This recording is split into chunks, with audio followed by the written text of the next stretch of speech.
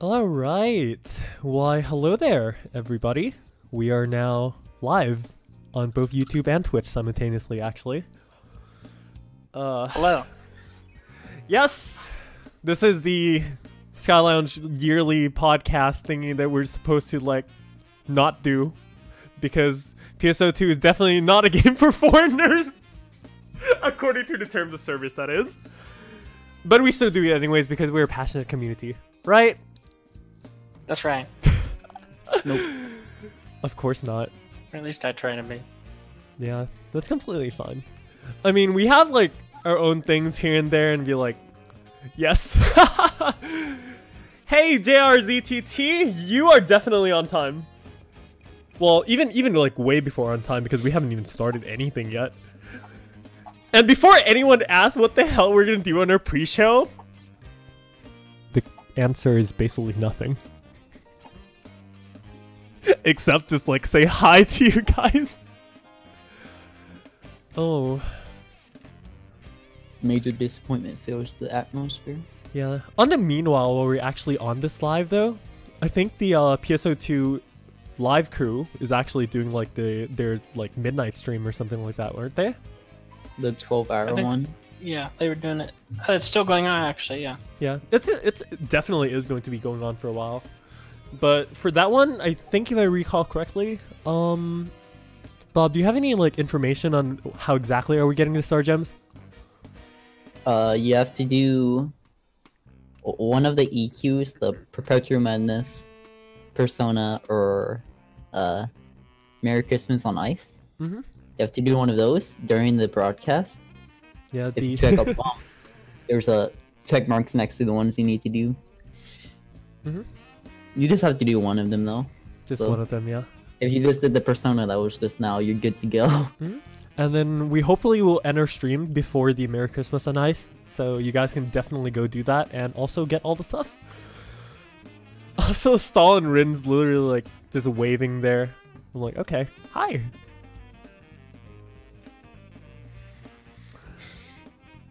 This is going to be a pretty relatively interesting podcast, though, I think, because we're basically just going to go through the entirety of episode 5 and everything like that.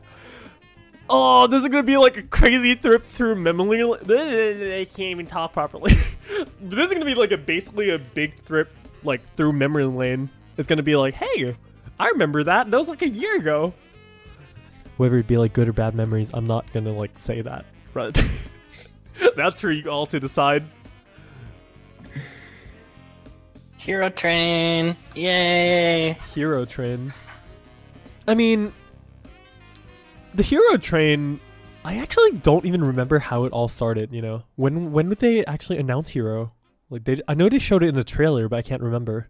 When did they announce it? Yeah, 1 month before. Was it only a month? Really? Yeah, like around June-ish? Early It was June? like how they announced it was like so weird because like it was like, oh, here's an update video of oh yeah, the new episode, and it was just like a normal update video. It wasn't even a teaser or anything. I think Oh, freak. it was just out of nowhere. Out of nowhere, We're everyone's not like, oh my god, is that a new class? I was losing my shit when I saw Fantasy meets Fantasy. I was like, what the fuck is this? Oh my god. I remember that shit. The trailer was like, what? Oh. And yeah, JRZ, the Hero Train is basically when Hero first got announced. We were like, shit. Because nobody knew what the hell was going on. That was some, like, crazy times. To be honest, when they first showed that, I was like thinking PSO2 went to a stage play more than an actual medieval setting. Stage play? Yeah, because at the whole like curtains opening at first, I was like, oh, is it a stage play or something? And I was like, yeah, for the Buster Quest, like before they actually showed the area, and I was like, okay. Oh, the beginning of Buster Quest is literally curtains opening. Oh my god. Yeah, no, like the first thing they showed after they said Fantasy meets Fantasy, and I was like, oh boy. Now that I think about it, that would have been such a crazy gag reel. Like, imagine if the entirety of episode 4 was literally just a stage play. and just be like, "Hey, we're gonna go inside PSO2." No, yes, to get those images out of my head. But then PSO2 is a dream, remember? Oh no. Omega's a dream. But dreams can become reality. Yes, they can. It's really scary too, because apparently, I think the phantoms as the type of enemies is basically like enemies that are based off dreams and nightmares, right? Yeah, I think so. Yeah, they're really basically like, hey, you know, I mean, as long as you can dream of clowns with chainsaws, they're gonna be real. TVH, if I saw a tank with a nuke, I'd be pretty nightmarish myself. Like, The only- sorry, go on. The only one that wasn't like a nightmare was Battleship Yamato, I think. Yeah, because he made that. He basically made well, that was still a dream though. Unless his dreams like, I want to drive Battleship Yamato, and then he's like, okay. Then he just threw his emerald tablet over the ocean and said, "Go." Oh my god, that's so meme.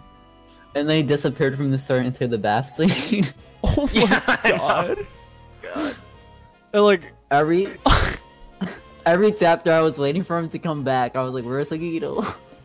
I was actually like expecting him to be like the main bad, like he's been going for so long. oh my god. I still shows didn't up in a expect I still bathtub. literally didn't expect the bath scene though. That's like, what the hell is that? Gotta have the anime end with the usual anime ways. Anime tropes. Surprising go as far as like the guy somehow getting to the girl's bathroom. Unfortunately, we never got the harem protagonist literally jumping into the bathroom, so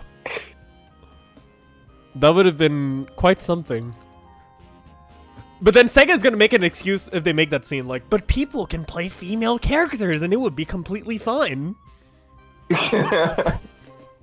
Right? Totally. Oh my god. The more I think back to episode 4, I mean, at least they acknowledged the fact that episode 4 was like, supposed to be a gag reel. At the It's very definitely least. it anime did. enough. Yeah. I mean, it's okay. Although episode 4 did get a lot better towards the ending parts of it. Still didn't have enough Higito in it. Yeah. I guess that sounds definitely about right. I remember that one story mission that confused everyone. Hmm? The one where you kept Oh. on running through the tunnel. Oh! Everyone was Yeah, confused it 'cause just they kept like taking you repeating. back to the beginning. No, I kept thinking, I actually tried running backwards at one point. I'm like, am I just supposed to go backwards instead? I tried that too. Oh man. What were you guys' like favorite like parts of episode 4? Like your actual favorite part of episode 4? The story or like the game? Everything. Layered wear. I agree. Laid wear is like the best thing to have happened. Learning how to fight Deus, I think, was my favorite. Oh man, I remember like our initial reactions to Deus was like, shit, dude, is this like a crazy like super raid boss? Because I remember the first week he was extremely overpowered. Like one swipe and you would Yeah, have been on the Pugs floor. consistently failed it. People were dying left and right. It was a great time. Those were great. I loved that. Until they nerfed it like a week later. Until it, yeah, exactly. I don't... Honestly, the HP nerf is like, okay, I understand that because you need people clearing the EQ, but the attack nerf with it, I was like, why would they do that? Because people think it's Yeah. too hard. And then I remember, Sorry, I go remember ahead. multi-shipping Gracia with my trash multi-ship units. That was terrifying. Oh no. When This Gracia was is still why hard. I techer my multi-ship. Yeah. When we It's like, whenever we don't didn't have a have to worry. Tucker, that was the first time I ever had to use Atomizer Ring. Because I was so Oh, terrified boy. of dying trying to revive people. Or dying myself. Mm-hmm. I remember when they, fuck, I forget when it was, but they had the first time they had an attack boost and an HP boosted, like, live stream, boss. Oh no. Oh god, and they did It was- Deus Yeah. and Gracia rematch. Oh, it was so good. Yeah. That's crazy. I mean, like, if Man. they nerfed Deus, but then they made all these live stream boosts, I'm like, what the hell? I remember during the gossip, I remember like one person got, I think like they were like really late into it, like 27 minutes or so. They still got like rank 53. Oh my! After 27 minutes, wow. Yeah, they kept dying, they kept trying, and they still like ranked like 52 or 53 in the Gracia portion. Oh my god. That sounds like dead game to me. That's what attack boost does to you. Well, good memories. Although those are like episode 4 stuff though. What we're here to talk about today is episode 5. Anyways, I think it's about good time we start this out. I think? You think so? Yeah. I'm good. Alright. Let's see. Okay. We are going to start the podcast, which is right here, the December 2018 podcast, the end of episode 5 roundup podcast featuring our guests, Milranduil and Lostbob117, the Kakwane. Of course. Yep, that's me. I don't think I really have to say anything too much, rather than the fact that, just a quick disclaimer that all the information in our podcast is basically subject to change by SEGA. Just to let everyone know that. And our information is based off, of course, today, which is December 22nd of 2018. And for copyright purposes and everything discussed within the podcast and video is the courtesy of SEGA's Phantasy Star Online 2. Now, with formalities out of the way, we have, like I said, our 2 guests with Milranduil and Lostbob. Of course, I'm also here with our co-host, Gesti. Gesti, why don't you say hi? Definitely. I already did. I know. How are you guys? Pretty good? Good, thanks. All right. Let's start off with introducing Milranduil. Who are you? I'm a seasoned Phantasy Star player. I've been playing since GameCube days. I've been playing PSO2 since Open Beta, and I've mostly played consistently since Episode 1. Wait, GameCube days? Yeah. I started Phantasy Star when I was 11. Oh, wow. Like 20 years ago or something. That's a really long time. Was it like the original Phantasy Star on the GameCube that you played? Yeah, Episode 1 and 2. Oh.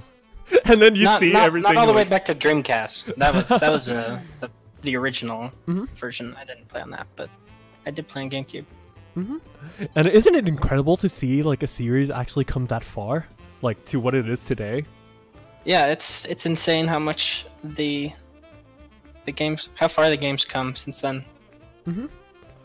Oh, right. And then for today in PSO2 though, what do you even do a lot nowadays? I play an endless quest, and I do TAs, and I AFK. that's endgame for you. That is endgame for you? Oh man. Speaking of AFKing though, our next guest is basically an AF Kakwane. That was a bad pun that I tried to make, so please ignore that. Yeah, it was.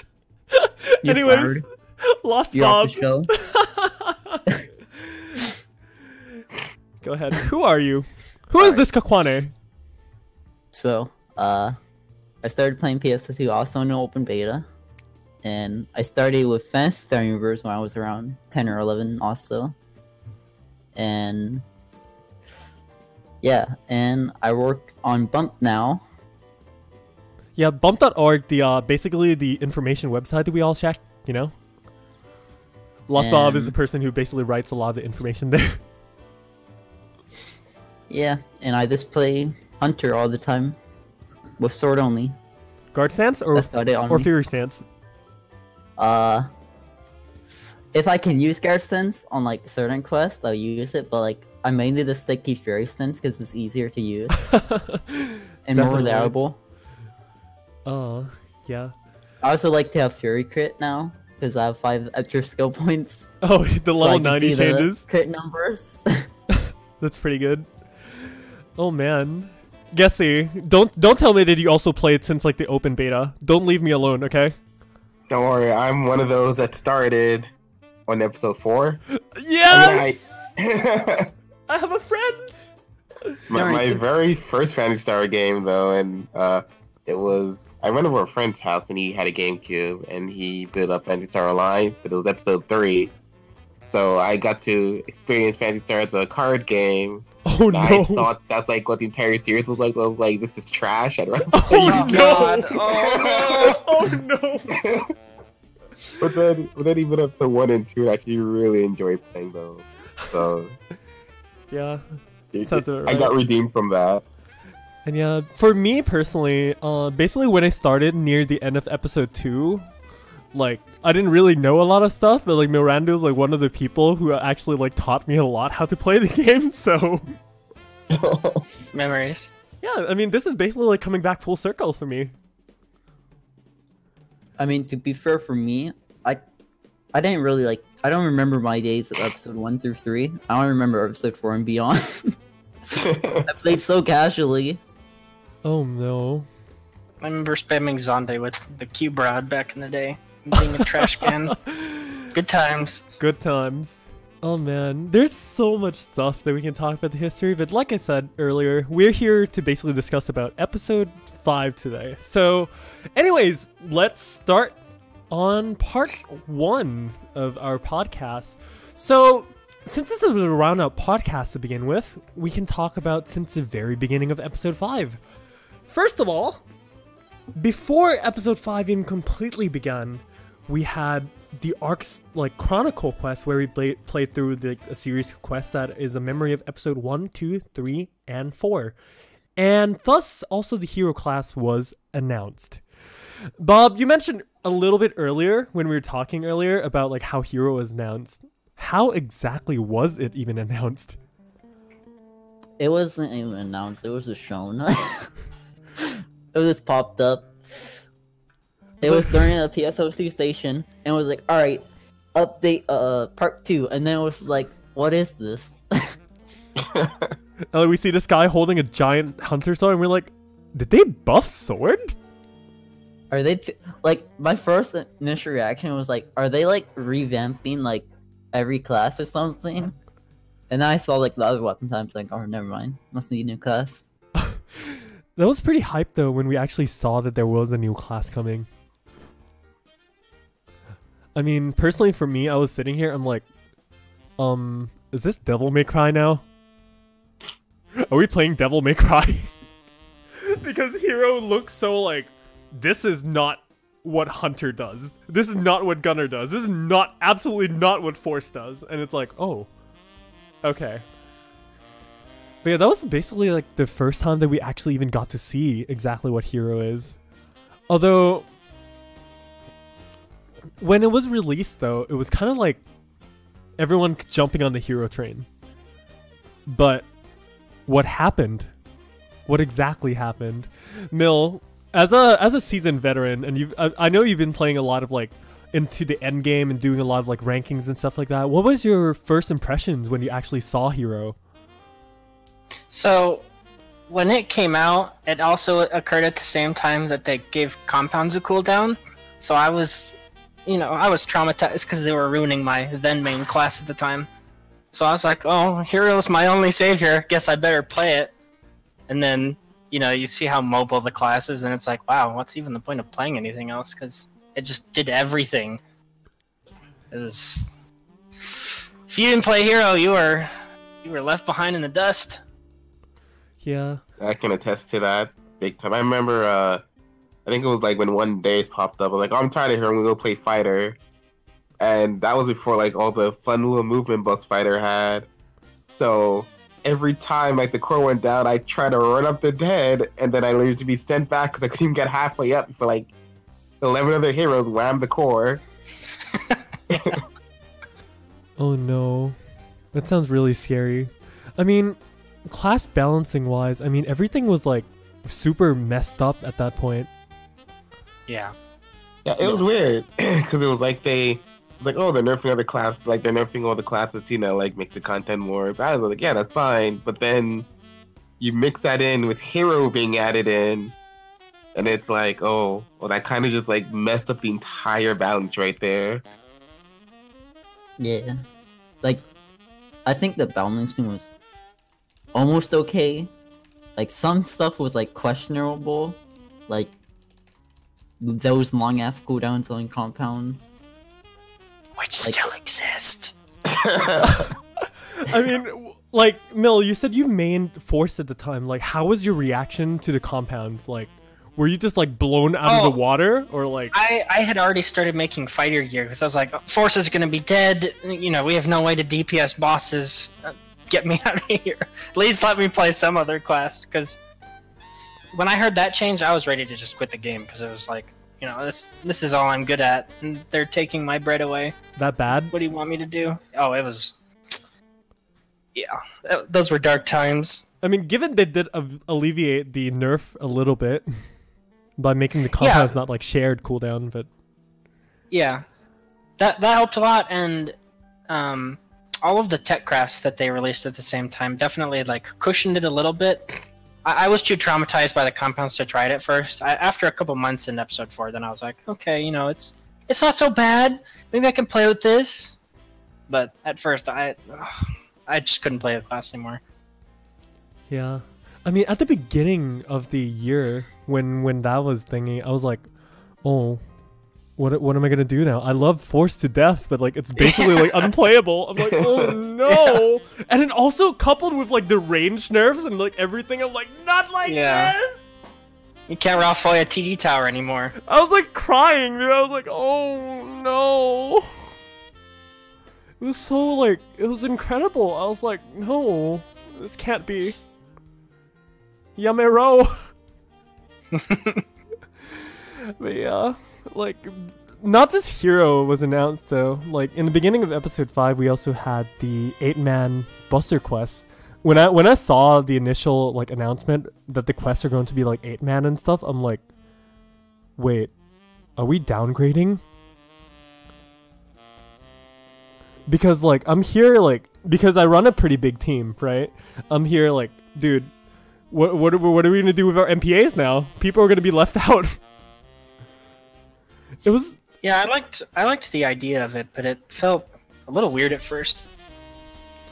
I mean, having the entire like Buster thing, the first thing everyone sees it's probably gonna be like, yo, is this like a tower defense? But it's not really a tower defense. Because Kinda more like a tower offense. And then it Literally, wasn't that's really. what it is, actually, it's not even really offense though, because the tower basically dies in like, I don't even know. It just dies. Canonically, the whole point of the Buster quest is, or the Buster tower, whatever, is to break the demon castle. So like, even though you don't actually see it happen, that was the whole like backstory or whatever, because Luther invented them or some trash. I don't really remember very well. Yeah, basically with like all the photons and everything. Yeah.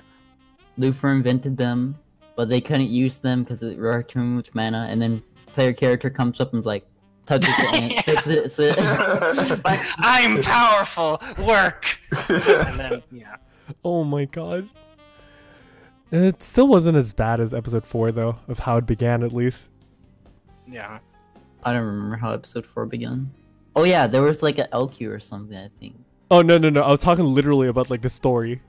The first thing you see in episode 4 was literally Hitsuki playing PSO2. The first bath scene. Oh, can we not talk about that, please? So on the topic of Buster Quest, Yeah? I played so much Buster Quest at the beginning. Everyone was calling me crazy. I was like, nah, dude. We all had to get to that 2,700 rank points. Oh, I forgot about that. Oh my god, that's true. And Buster stamina? Hello? Are we a mobile game now? But I was getting so much Elita stuff. I was like, I'm stocking up on these stuff. I had so much, and yeah, I had a Clasis and a Shivo sword after a while. Once they released Shivel, I don't know how to pronounce it. Let's just say Chevelle is okay. Yeah. But yeah, that one, basically it's just like really weird because, wait, how do you even get like all your stamina and stuff? Oh yeah, you had to do the free quests and stuff. Free match. Yeah, free matches. Yeah. Oh, that was some dark times. Yeah, you would do 3 free matches and then 3 main matches. Oh my god. I don't miss that. I do not miss that at all. I mean, well, there's that, and then Dark Blast also got introduced. Yeah, when they first showed that, I was like, oh man, new boss. And then I saw the JA circle, like, wait, what the fuck? Wait, that's me. What, are we like some like isekai anime protagonist now where we can transform to some demonic power and save the world? I was so excited for Dark Blast. After playing it for a while, I was like, this is this holding down a button like Hero. But then Hero isn't even holding down a button once people figured out how to use it. So yeah, that was kind of like pretty scary when you can basically like. I mean, they what they said, I think initially was like Dark Blast was supposed to be quote unquote like a balancing thing to balance out the power of people or something like that. I don't know. Correct me though. How early did we get Dark Blast? I don't even remember. We got it like before. It was like we got it in August. We got it in October. Before Dragon, but like it was after they added the story with Elder somewhere around there. It wasn't August. It was October. August was Buster Quest. Was that when we actually got the first Buster EQ? It was a bit. Oh yeah. The freaking yeah, with the Elder. Everyone was doing that and getting like 6 mil Dark Blast EXP or something ridiculous. I remember seeing screenshots of that stuff. Yeah, that was like, unless how are belligerence. they doing this? Yeah. Man, Dark Blast upgrading was such a trap the first time because you'd be like, oh man, these are easy, like 6k points, 6k XP to upgrade this. Yeah, it's like that's so easy. 20k XP to upgrade this. Yeah. And then the next like, level is like 15 million. Yeah, jumps up like 8 mil. Like okay then. I mean, at first I didn't even know if we were able to like max everything, so I was like, oh my god, Gesti, I'm not gonna spend any points. Oh yeah, same. I was so worried about like messing up like mag or something. I was like, I'm just gonna leave it empty. I'll let other people figure out what's good, and then I'll do it myself. Yeah, like we were all so paranoid. Like yeah. That's thanks to the game system itself, though. But speaking of the actual like game system and stuff, in episode 5 they did change a lot of stuff. You know, they had the multi-block matching, they had the new stuff, all the like SG shop items as well, the extra storages, the freaking like the new XQ and the new expert requirements, and also basically revamping the entirety of like, you know, how you actually unlock all the free fields and all the bosses and well, drinks and also all that stuff, where previously you had to do a lot of previous like tedious quests and stuff like that. I mean, those are pretty good changes. Items. Oh no, not the Lola client orders. Best change they made episode 5. Yeah. Right there. They hear me out, okay? They did that, but they tied everything to Afin. Hey, I'll take it over buying like 3 million stupid items I can't hunt. God, this is so awful. Yeah, that sounds. Oh my god. I like the changes to the free fields because I hated having to unlock everything on a character by just doing everything else. Now you just have to do free fields pretty much, which is nice. I wish they did that like before I unlocked everything on my other characters. Same. I think I made a character right before they did that, and then they announced it the next day. I was like, well, I just wasted like 10 hours doing characters. this. I know, I like 20 characters without doing it with every single character. Like a week later, I heard that announcement. Like, are you kidding me right now? Oh no! I mean, one of the things I was like super happy about also is how they said that, you know, all your like story progress is going to be shared in episode 5. I'm like, yes!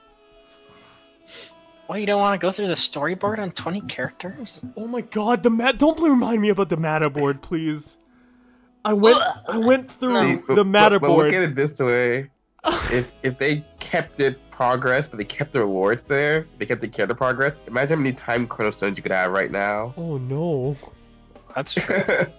I mean 12 after weapons? Yeah. Yeah, did you know? Okay, like out of all of us here, including the people watching and everything, I do not bet that anyone had ever got a time chronostone drop at all. Yes. except Gesti. except Gesti. Oh, well, I have that's a a given. total of 4 now. 2 from title. Well, 1 from title. 1 from story reward. Wait, you've gotten 2 from drops? drop. Yeah, I got 2 Oh my god! Okay. Nice knowing you guys. I'm gonna go. Fucking 2 times stone drops. What the hell boosters are you using, Yeah, I got dude? the other one like I think 2 weeks ago or 3 weeks ago. It came out and I was like, oh, okay, I guess that's happened again. Wait, what did you get the second one from? It was just from another random dragon. Like, dragon What? came with a yeah, like I think it was like when they brought dragon back for some reason. Oh yeah, it had like a random 100 week or something silly. Yeah, and I got it from a rematch on that one. Like, Privilege. legit the real question, Gesti, what the hell kind of boosters did you run? The ones that can't get me any Judases, so He's Or- looking or- to get some money. I mean, even before the 14 stars were coming, Gesti had like 20 something. Like, I know, it was less than that, but it was still like ridiculous amounts for some reason. And it was never like the one class I played. gets everything J- except fighter weapons. The JPs have a very specific word they use for such people, and that's collusion. Yes. Okay.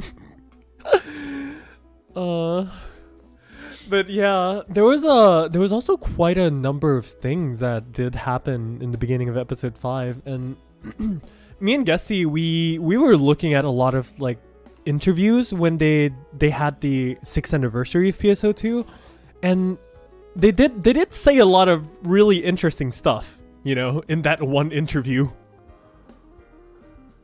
I mean, initially, what SEGA really tried to look at episode 5 as is like, they look at PSO2's endgame as basically time attack, soloing a strong monster, and PvP.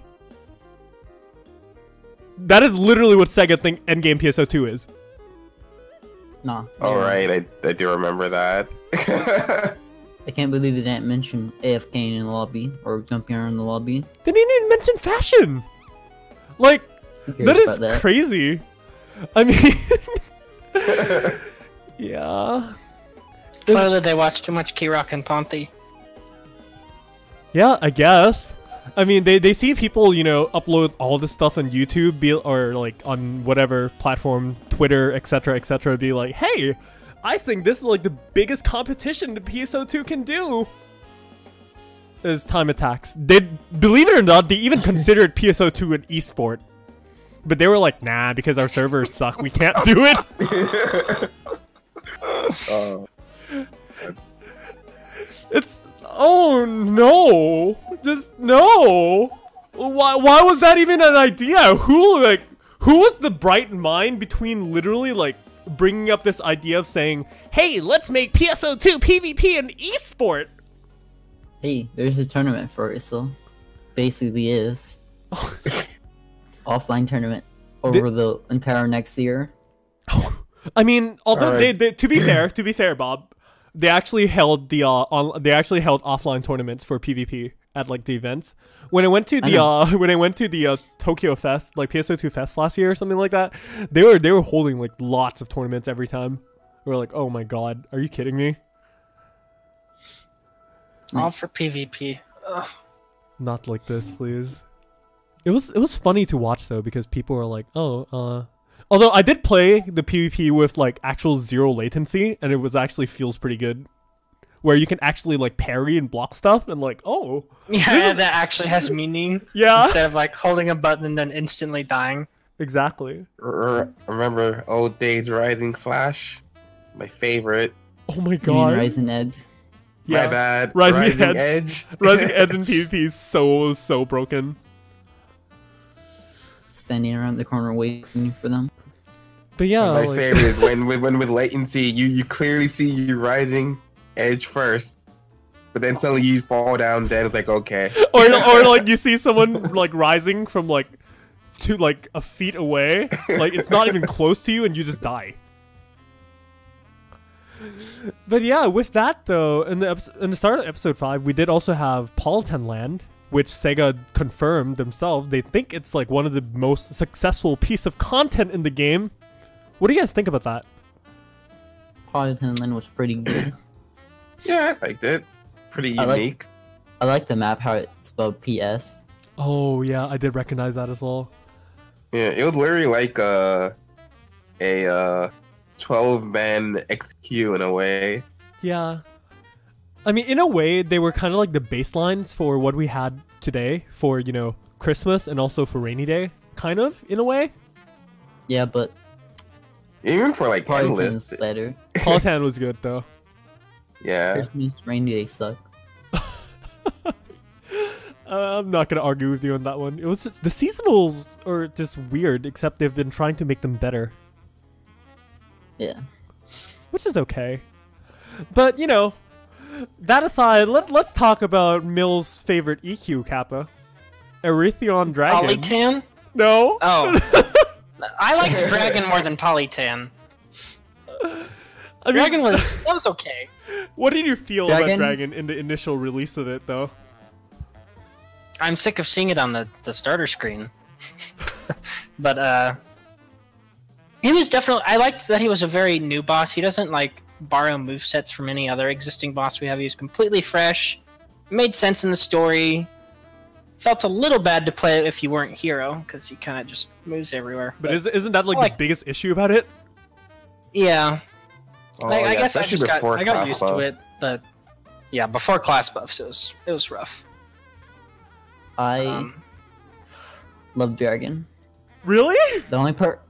Yeah, As a a hunter? Like, yeah, he's so easy as Hunter Sword. You just fucking guilty breaked him. But, the one thing I hate about him is the fucking turrets. Oh. Yes. said- delete when they- that. When they Please. said... When they said you're gonna shoot him off cannons, I was like, yes, we're gonna have some slow, heavy-hitting cannons. And I'm like, these aren't cannons. These Does are 4K damage. these are shitty turrets. Oh my god. Oh no. I don't know. John Carver in the me, I chat had, literally. Oh my god, sorry, Gesti, but like John Carver in the chat literally said, "Didn't Dragon reuse Train Ghidorah's moveset?" Oh no. I don't know. If Train Ghidorah could flip, I would love to see that. Oh. That would be so funny. Flipping though. train. Hmm. The other part I like about Dragon, and that's just what I like about him most, is he isn't sitting on the edge of the map hitting at it. Yes. He runs around. Yes. Yes. Is that the good thing though? I mean, that's both good and bad. I mean, it's good that he moves around a lot, but then there's that one move he does where he like flies around half the screen, and all the like And double Jamadas. and like all of the slower classes are kind of cut for a bit because they have to get back over there. before Yeah, all but the now before it's all the the- movement text. Yeah, before all the movement buffs, it was pretty cancer whatever Dragon did. I think I had fun with Fi. The only issue was since it was like a close distance class and he moves his head a lot, I was always stuck with my camera staring at his feet like almost half the EQ. My biggest complaint with Dragon is when his tail is a weak point and he sticks it in the wall for Oh, a good no. 30 seconds. Yeah, that's also really fun when he does that. Yeah. That's such a Yeah. like. Oh no. The boss is outplaying you guys. Yeah. Nice didn't arena really- hitbox, dude. And then all you hear is literally like Jamada. It's like probably the most memorable thing of like this entire year, probably. Yeah. Yeah. I just remember Jamada. I was like, oh, No, I never would have probably dodged that at first. Cause I TD swim like, oh, I got it. Then like a rock would hit me and I die close the limit break. I'm like, okay. like the Jamada in and of its own is okay. I think the biggest problems were the rocks. The rocks, like, oh, I'm dead, dude. I got so used to Andromeda that I love it because it's easy initiation parry for me. Mm-hmm. No, but can you actually hit him though? Because doesn't No, like it's, Jamada like put him to like the other side of the map?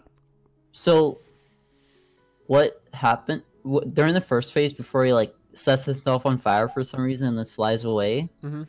He does a landing after he flips, which you can initiation parry. Oh. But once he does, after the fire phase, you have to wait till he does the double one to initiation parry again. Oh yeah. You can't initiation parry on the flip. You have to initiation parry after, like on the landing. Yeah, that makes sense. Oh man. But like if he goes to the other side, you're just gonna have to guilty break to him. Look at that pro Bob Hunter strats though. But yeah, speaking of EQs, you know how we had like all the Buster quests and everything like that? When Buster EQ was announced, how do you guys all felt about that? I mean, at first I was like, oh, that's cool. But then when they showed the map, I was like, it's just Buster Quest. Just timed for some reason. Yeah. Wasn't the only difference literally having Elder like, in it? It'd be like if they're like, hey, we added Rideroid, but Mother can sometimes spawn in it. Yeah. I like that everything's infected in that, so it was at least good XP. That like gave it a purpose. Yeah, but like really good. in the grand scheme of things, like should Buster just be an EQ to begin with rather than being a mode in and of its own?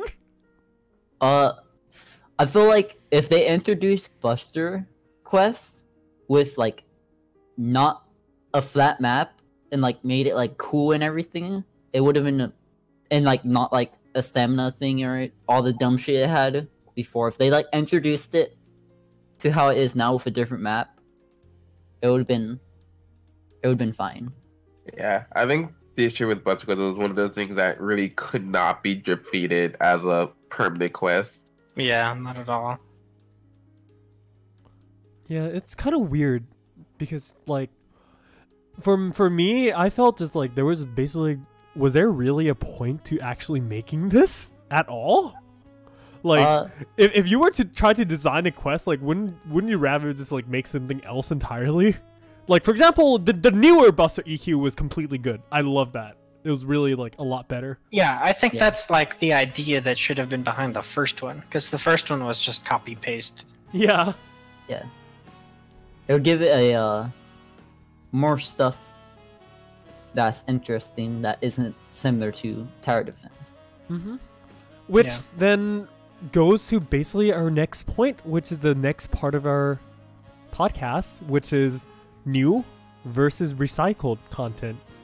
You guys have anything to say about that? Like,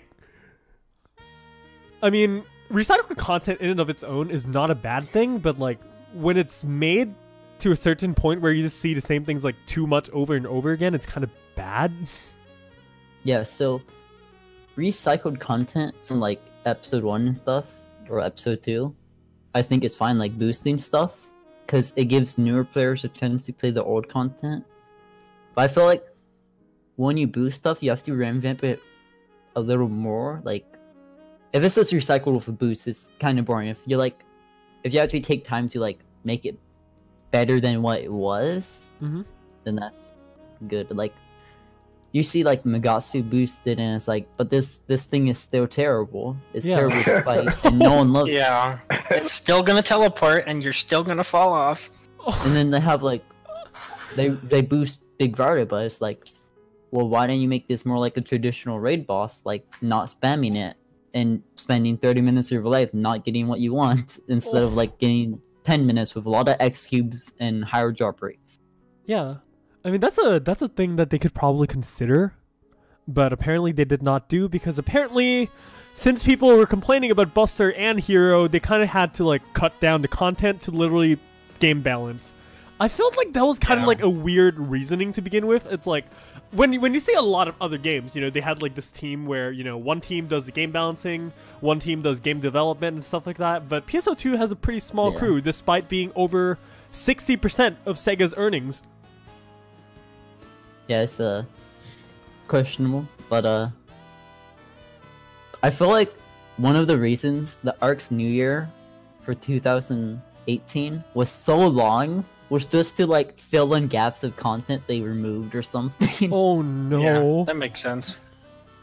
Like we had like, it went Ark's New Year Carnival and then right to Losers EQ. There wasn't anything in the middle, really. Unless I'm forgetting something. I don't know, actually.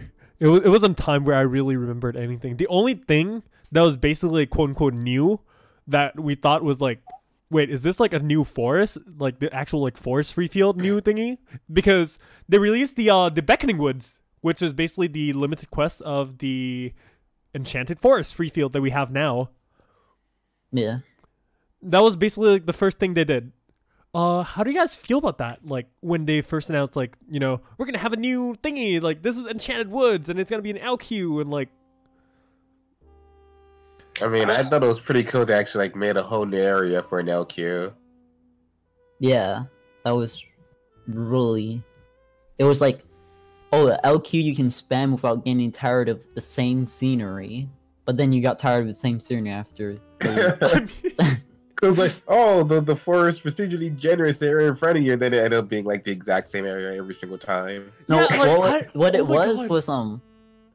they said it was like, I guess it was a misunderstanding because they were like, yeah, so there's going to be like different paths, but they meant 2 paths, I guess. One is that is rear, one is that the same. Yeah, like my understanding from it was basically like, you know, when you clear an area, it's gonna open something up. It's gonna open something up that we don't know. We're supposed to not know what that something was, but no. It was just a progression quest mask. Yeah, with a rare It's like chance. how companies do when they advertise stuff.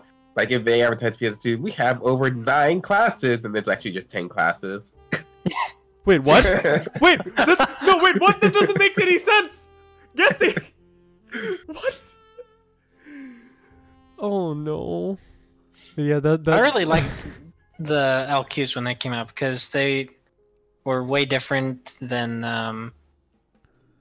they weren't like recycled content just put in new areas. We had like whole new mobs in a whole new area, and we got to fight the really tanky Hunar in the last area. Oh, I thought you were talking about the really fucking tanky. What was it? The Kuklanadas? Oh no! Oh, God. Wait, That was a Oh my surprise for God. everyone. Dude, those Okay, so- Kukulnadas were literal raid bosses in and of its own.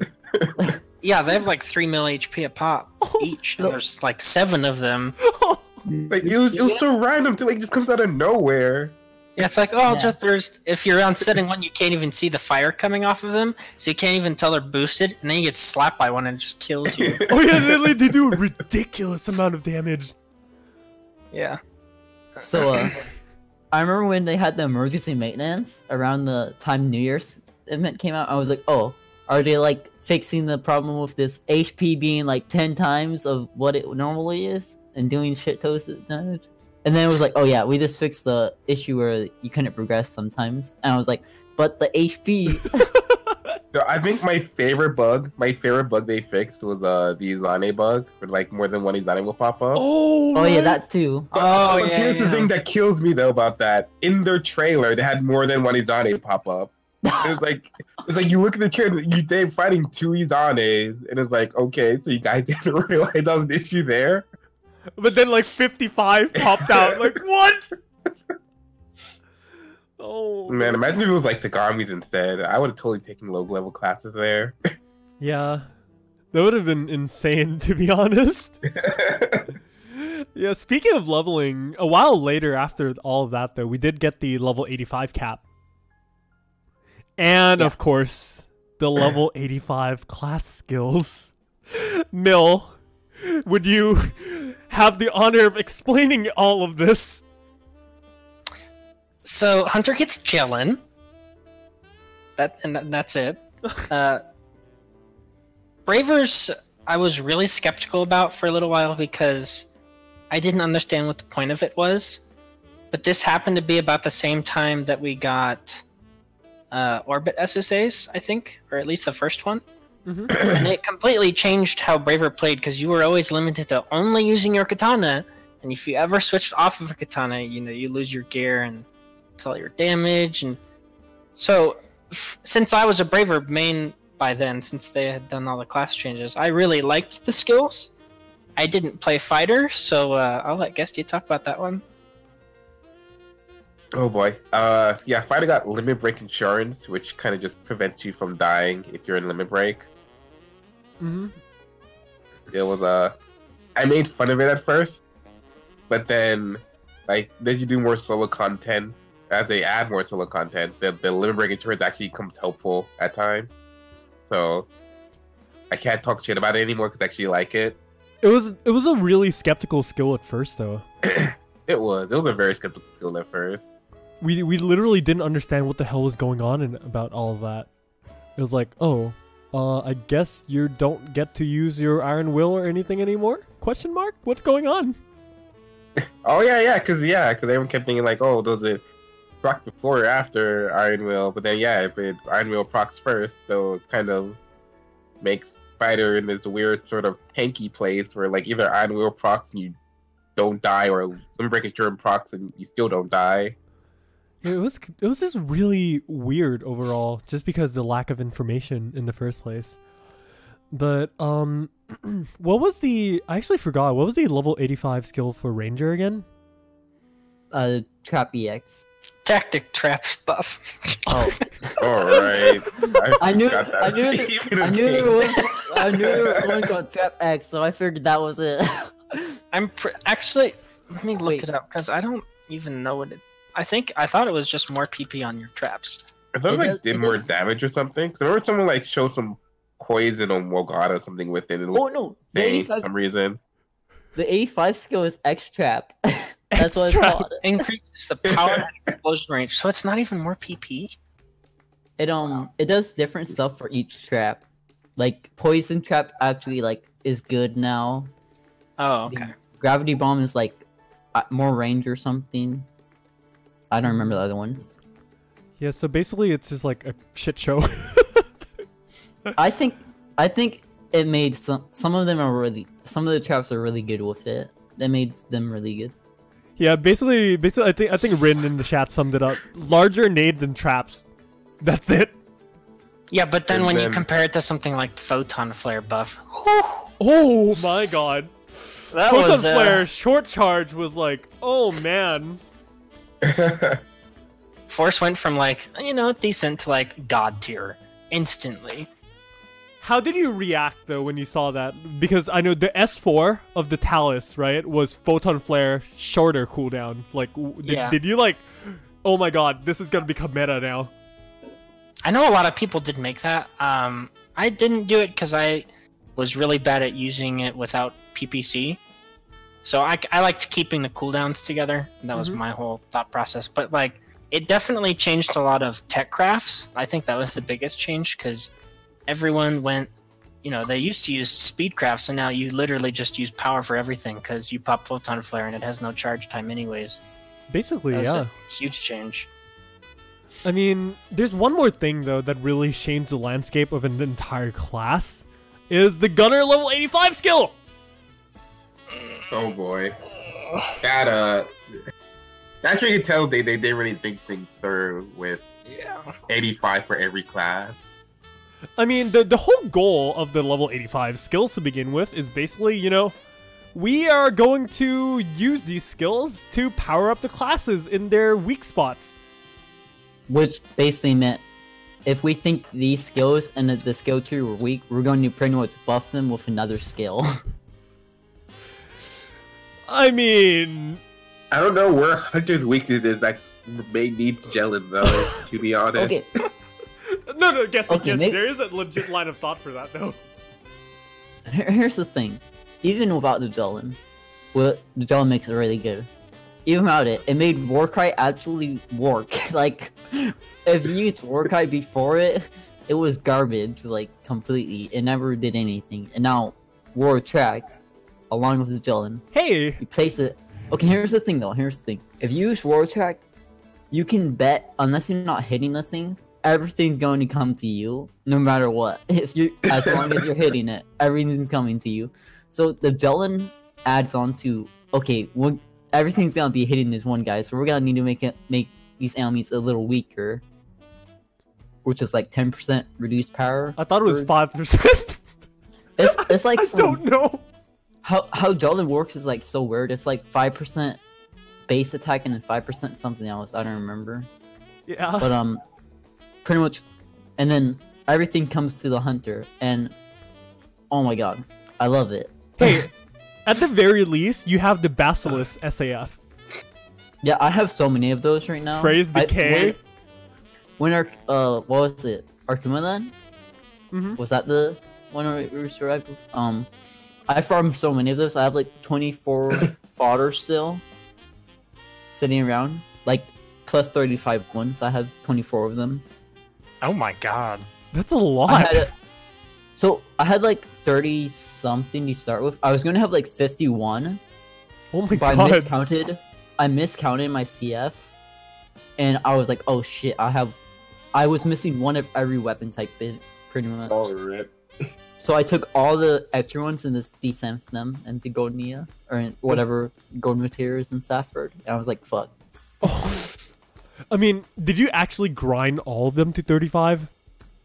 They're not grinded yet. Okay. Okay. Okay. Cause Yeah, don't do what I did, dude. Like, remember when days when I grinded every single night's Zeta stuff to plus 35? I only used like 2 of them.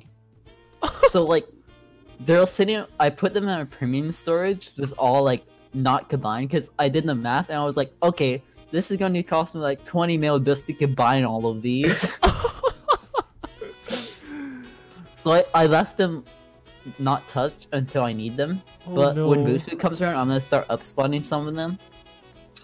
So when I do want to grind, I'll just put them into the ones that are higher slot. Yeah. And then we have some weirder skills also, like the bouncer's step dodge field.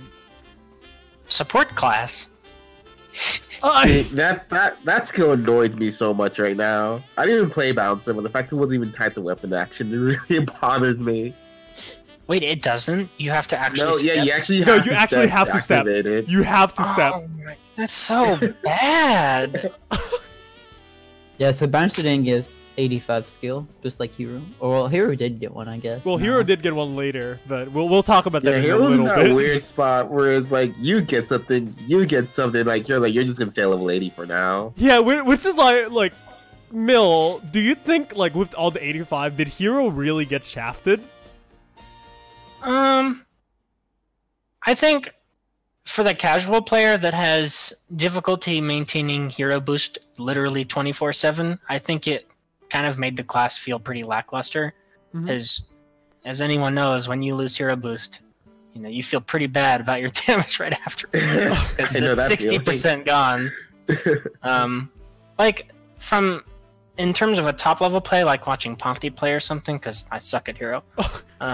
The class still looks just fine before the 85 skill, but I think from a casual perspective, it definitely made it feel pretty bad. I mean, I thought like a long time ago when the 85 came out, right? I think I saw some calculations or something that this is before the Hunter buff, by the way, but like, didn't Hero literally rank like the second lowest damage? Did like, it? Like I in don't terms remember, of actual honestly. like DPS possible, like highest possible DPS. Maybe if something's like you can't counter it over and over, it might feel pretty bad. But then if you factor in like hero time and stuff and a counter once in a while, it goes a bit better. But I could see how it'd be pretty low if you can't counter anything, because that's like hero's shining star. Yeah, basically you're Counter supposed to like damage. counter everything. Although Yeah. Aeon in chat actually is pointing a pretty good point actually. Bob, did Jelen actually not count as a status effect for Chase Advance? It does not, because yeah, Jelen overall, like I knew this since Basilisk came out that Jelen didn't count, because I was like, damn, Basilisk came out. Does Chase Events work with this? And then I was like, nope. And I was like, oh, guess I won't make his weapon. I'll just get. I don't even think I farmed it for like. I think I had like. No, I didn't even farm it. Like after I learned that, I didn't even farm Basilisk weapons. Like when a Polyton then was there, because when I got the 85 skill, there was no incentive for me to do. Yeah. Once that 85 skill came out, I was panicking, and someone sold me a phrase decay for cheap, and I was yes. And I farmed them myself. But yeah, with that though, disregarded of the level 85 skills itself, we also had a new wand PA, which is a heavy hammer, and also the simple compounds. What are your guys' thoughts on that? They actually did release a new PA. Like, wow. How long did it take them to give Wand a PA? One? I mean, Wand's never long had a time. PA since like the beginning of the game. Yeah. And it took them how many years? 5? 6. 5. Yeah, something like that. Oh, it's so bad. At least they did So- it, I guess. I did play Tekker and try out the 1PA. It feels kind of bad without Massive Hunter though. Like you're just like sitting there for like 4 seconds turning that thing, and then the boss just hits you and like, oh, gotta recharge it. I think it feels bad for non-Lavis cannon users. Yeah. It feels so weird that they like how they favored it towards Lavis cannon in a way, because how it just throws a shockwave with it. Yeah. Oh And then- yeah, the shock blast. Don't the Las Vegas weapons not get that? Yes, Even they did though, not. like- They did. Even though they also have shockwaves, for some reason their PA doesn't come with it. Apparently, you know, Lavis has to be special because it's a 14 star. Am I right? It's ironic, too, because, like, so many 14-star... Like, this is jumping ahead a little bit. So many 14 stars have been phased out by now since we have 15 stars, and Lavis is still king just because of its potential. It's kind of sad, actually. From what I've seen though, Actor EX can like keep up with it kinda in normal attacks. Mm-hmm. Oh, wow. That's what unless like someone did their math wrong that I looked at, and Only because the S4 itself has the speed increase. Oh, yeah, that's right. I forgot about that. But yeah, Actor EX is like stronger tech explosions. But does it really like Does it? accommodate for, you know, double DPS on heavy hammer? I think it. I haven't looked at like it, but I think it has enough like if you have the SSAs and everything. I think it has enough percent and enough S attack to make up for not having the slash on the thing. Yeah. Also, I feel like the slash is like somewhat inconsistent in hitting it, the enemy. Yeah, its Like- hitbox is really bizarre. Like, if you try to hit a really small weak point, most of the time it whiffs. Unless you're positioned perfectly. So, I wouldn't really call Lavis Cannon like king. Like, I feel like if you get Actor EX one, you can like, it's still like, it might actually be better if you like want to like step attack and not always rely on your third attack. Mm. Yeah, that makes complete sense. I think that's the last 14 star to die, though, because so many others got kicked out by, you know, Zara and stuff. Mm-hmm. But yeah, we'll definitely Lavis- talk about that in a little bit. But yeah, what do you guys think about the simple compounds though? Like Mill, how did that affect anything? Did that like affect anything towards like the end game or like TAs, endless, whatever? It's kind of ironic because, like, they're each used in their own specific situation, but they're all, like, super small besides Razandia. So Familigia, his hitbox is just large enough and did just enough damage to kill super hard mobs, where you just tap the button and then, you know, whatever dies. But, like, in terms of holding it down, it was like, wait, this actually does 4-digit damage. That's how weak it was, and literally useless. Rebriantia was kind of cool because it was like, you know, you can move and shoot stuff and try to be safe. Yeah. But Razandia, I think, was definitely the big one where it's like, wow, this Yeah. is actually like super good. I don't have to Zondia anymore. I Yeah, can just Razandia is so mash good. my button and everything's dead. And didn't it also do like the highest DPS as well? Its DPS is pretty good. The PP cost was like super bad until Brilliant Ruin SSAs could be like stacked together. Oh, what Before that, it exactly? felt kinda What bad. exactly does it do? The Brilliant Rune. So it's like killing bonus with actually good range, unlike the ring. The ring is like 2 feet away and you don't get PP restore. But the SSAs, if you stack them together, you can get 10 PP back per mob killed.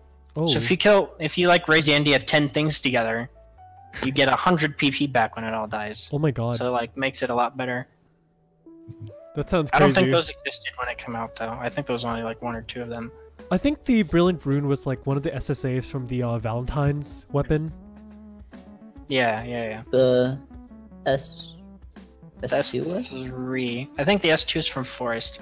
The S3 was the SSA. I know there's No, also S- now Brilliant Ruin 2 for one of them. Yeah. Slots.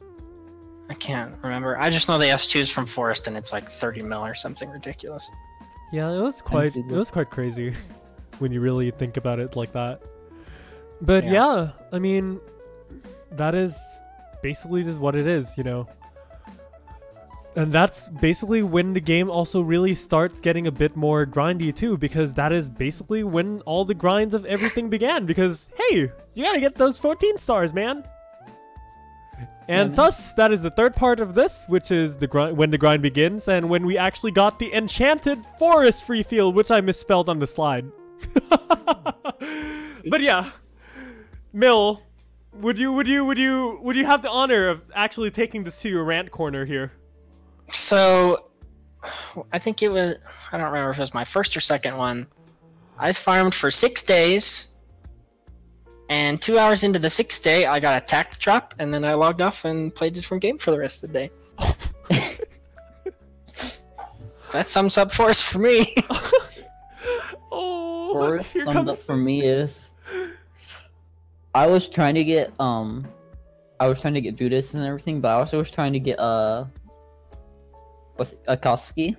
Yeah. I got every 14 star from every other 14 star except Akatsuki. Oh, it's so RNG though. It's like, oh my goodness, what are you gonna do? Actually, I didn't get Demonia Blaster and Demonia Feather, but other than that, I got everything else except Akatsuki. Yeah. I still never got a Kazumi drop. It's been 2 years. Wait, I got really? 3. Never. I had to plus 35 it with crests. Oh my god. Yep. I think I watched like 30 people get Kazumi drops, most of them multiple. I got it myself. I got multiple. Well, there you go. I mean, I got like 3-4 Kazamis myself. So yep, no drop. I don't remember how many I had. At one point, I just started using them as grind foders because they were high grind. Oh. Part of my soul just died when you said that. Yeah. But yeah, like the best thing also about Forest is like Gesti did not have to farm it at all. Yeah, he had all of them except Quell, right? Yeah, actually, that's where I got my Quill from. Was from Forest. Oh my god. It's literally, Gesti literally has a free pass. Like, I already have everything else. I don't need anything. And then like freaking Quell drops in Forest. Like, okay, sure. Don't you need a? From not farming though, you need do this now though. Don't you? For all those after EXs. Yeah. I mean, Gesti is like probably the only one with like 5 H's. So. I think that's the only thing that I lucked out with because I got like. I got none of the Judas of that I actually wanted, but since you can change Atra around, my 6 TDs are coming in handy finally. I can make another Luminaire sword and I have a Luminaire gun slash. Oh boy. Yeah. I still need to make I still need you to even start making Lumiere. I have quite a number of it myself. So I'm actually pretty good on the HREX front. Feels pretty okay for me though, only because the fact that, you know, it was kind of like a thing where we kind of just like get it over time. Although I'm not sure if they're going to do any like Lumiere drop increase-ish anything because it's still really like tied to Forest, but that'd be nice either way. Yeah. That was the biggest bait from SEGA, that's for sure. Oh, we're going to upgrade Lumiere. Actually, it's just Atra. Yeah. Oh, actually, it's spoilers, but in the files, there's icons for golden luminaires. But so we actually are gonna get it? Maybe. 2019? There's only 2 icons in the files for the sword and the... I don't remember the other one. It might have been Partisan. Yeah, it was. I wonder if it will be 15-star Lumiere then. What if I go with a conspiracy? I'm gonna go with a conspiracy theory here. Mom drop. Oh my god. But yeah, I'm still gonna go with my conspiracy theory. You said there's only 2 files in there, right? Right now, there's only 2 icons. What if they planned that in the start, and then they were like, nah, let's not do it, but the flowers are left there. I feel like that might be it, because I think I remember in Arcs Live they're saying the Lumina upgrade we talked about was after EX. Guess can confirm or deny that, I guess. I don't remember, so I can't. Oh no! I can't remember which one it was that I read that.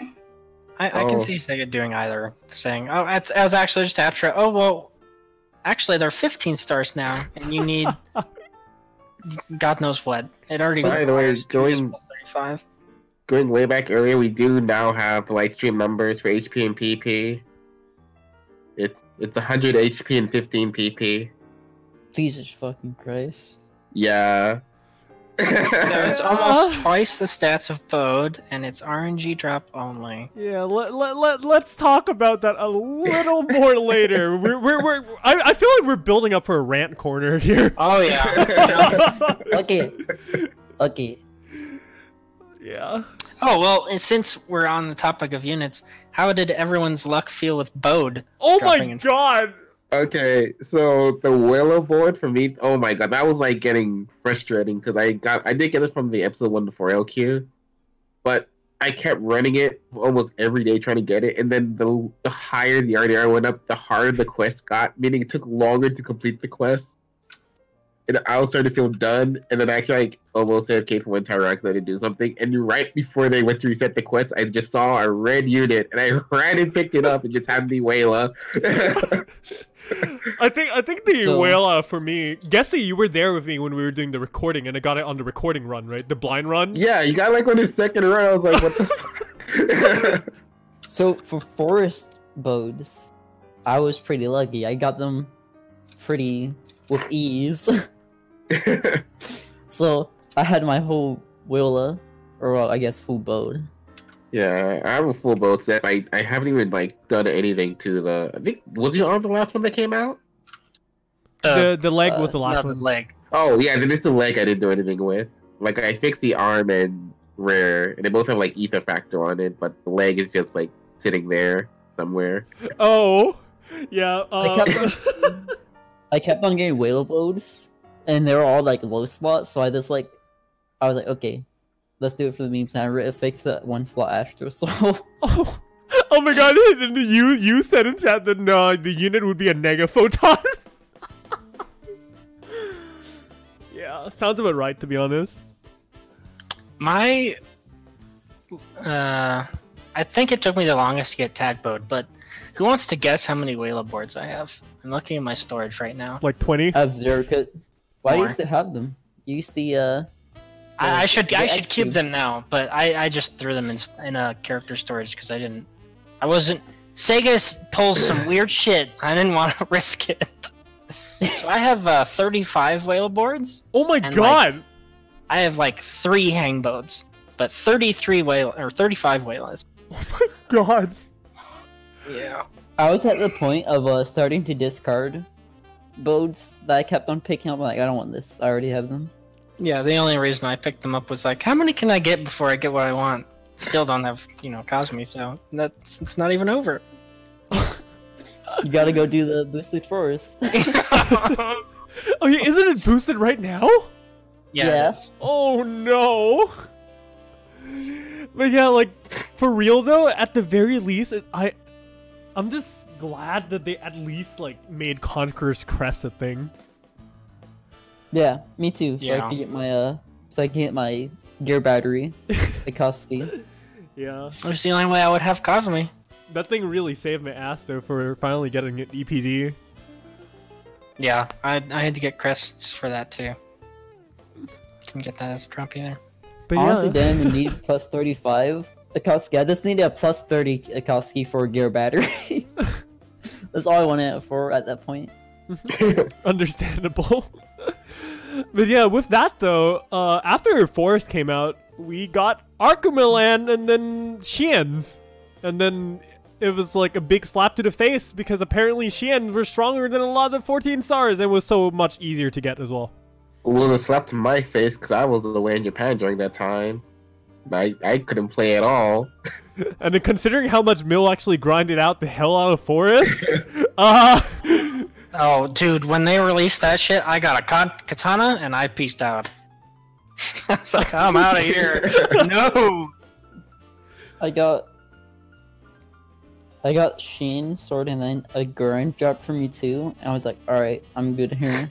And this did it for the CFs after that. Like, CF goes on cool, like, I stopped for a few days, CF comes up, do all of them, all weapon types, and then peace out for another 2 days. That Arkuma Land melted my brain.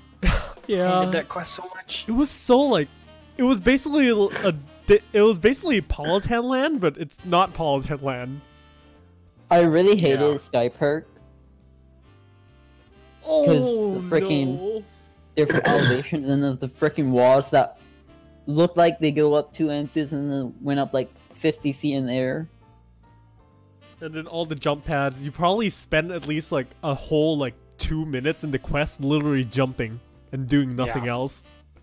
Yeah. Sand Park was a lot better. Yes. And that introduced all the RNG 14-star eggs. I forgot about that. Oh yeah. Oh yeah. It was so bad. There's a bunch of summoners just leeching the quest Yeah. just for eggs, and then Sega's like, "Alright, we're not gonna make these summoner only anymore. Deal with it, guys."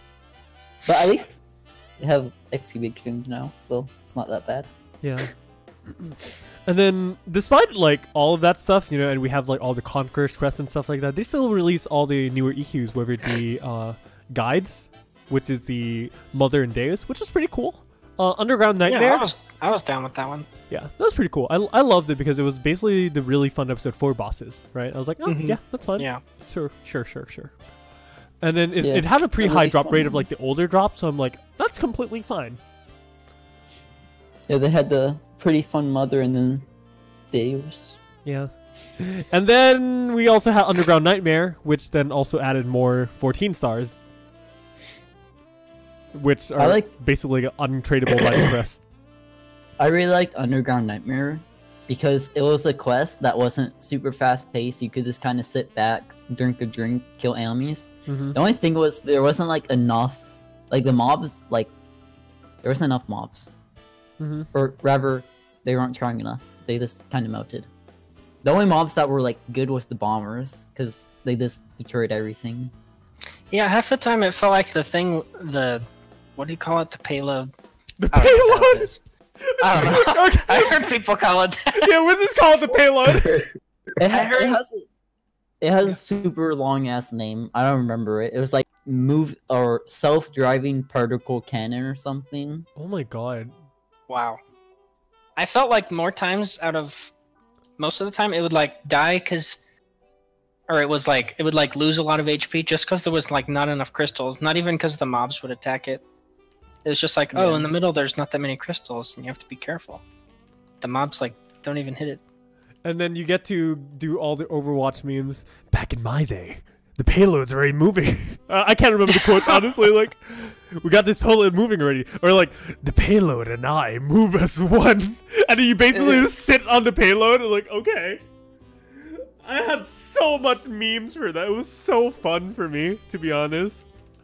But yeah, one thing the EQ actually brought that I was anticipating for such a long time as an EQ was using Loser Dark Blast to fly around and fight something. I like when I saw Dark Frost Loser, I was like, alright, if they could like make like before like I thought they were gonna like make the EQ more than this like the fight. I was like, alright, what if there was like a pre-segment where you fly and fight Angel and then you fly up and fight Loser like in the sky or something. But then it was just like, oh, it's underwater, and I was like, oh. Yeah, it was pretty crazy. I was like, oh.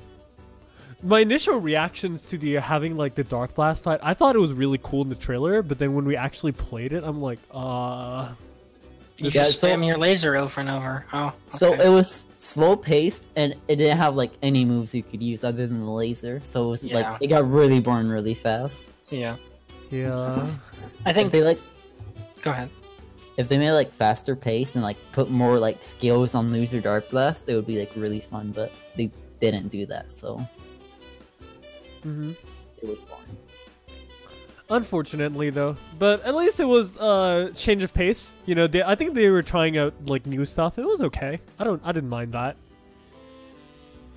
I think my biggest issue with it was just like the lack of loot at the end, because it's like long. It's like about the same time you spend in there as you do guides. Mm-hmm. Guides gives like double the loot, and then you go to Apprentice, and it's like, oh, I got 12 cubes for this. I guess the only reason really to run Apprentice, I guess, was if you wanted like the edgy katana. Yeah, or more chance of 14-star eggs. Do you guys want to guess how many edgy katanas I got? Oh no! I also got 3 of those. Oh no! Wow. Okay, I got no katana. I actually did not get a single 14-star from Apprentice. Actually, I got a Vante. I got. Does Phobos count? Yeah, Phobos does count. I wish I got a I still never got a single Phobos weapon. Me neither. Oh my god! I was farming so hard for Phobos sword, and then like, I saw someone else got a weapon they wanted, so I was alright. It's the day I'm gonna get Phobos sword. I bought 3 triggers. Was it 4 or 3? Whatever. But after the second to last one, I got Phobos sword on that. I was like, holy shit! Finally. Phobob sword. And then, that's what everyone calls it. But I used it like 3 times in this, put in my storage. I was like, alright, that was the last 14-star sword that I needed. Yeah. And I completed my collection of 14-star swords, and then they released 15 stars, and I was like, no. And then, surprise! But yeah, like, despite all of that, right, and they also released, like, King's Crest, so like, oh my god, are we actually finally getting these weapons now? Like, the freaking Reaver Garola and, like, all this stuff? I'm like, nope! I was really high, like, really expecting Outer Pain Omega to be in there. And then it wasn't. But then I got it to drop, so I was like, okay, what? Don't put it in there. Wait, really? Yeah, I got Outer Pain Omega during our Forest Boost once. Oh my... Wow. I saw a picture, actually. Someone recently got Elder Pain Omega from Endless Quest, of all things. Oh. Okay. I figured it would drop there. Yeah, but I'm pretty sure that's, like, the only drop that's ever been from Endless. I guess. This is insane. But I've seen people get Judas from Endless. oh, They have to really? get to, like, the last... You have to get to Yeah, you have to get to Castle. Yeah. You have to get Castle, Because- and you have to kill Diamos for Judas. Yeah. Judas is the demon weapons, so... It's well, outside of Entered First, it has to be from Diamos or the Cockatrice. Oh. I think the Worm might drop it too, but I'm not too sure. Mm-hmm. I see. But yeah, after all that Apprentice and like everything though, they also did one more game balancing, in which this is the patch that made Bob happy. What was it again? It's the Hunter buffs. Oh yeah, the Hunter buffs. I completely forgot about them. Okay, so I can talk about the Hunter buffs actually, because they're so good. So they completely broke Ignition Parry. It's literally the best, undisputedly PA for Sword Hunter. If you ever fight a boss like Deus or something, where you can just keep on Ignition Parrying, you don't even go Partisan or and then just go Hunter Sword.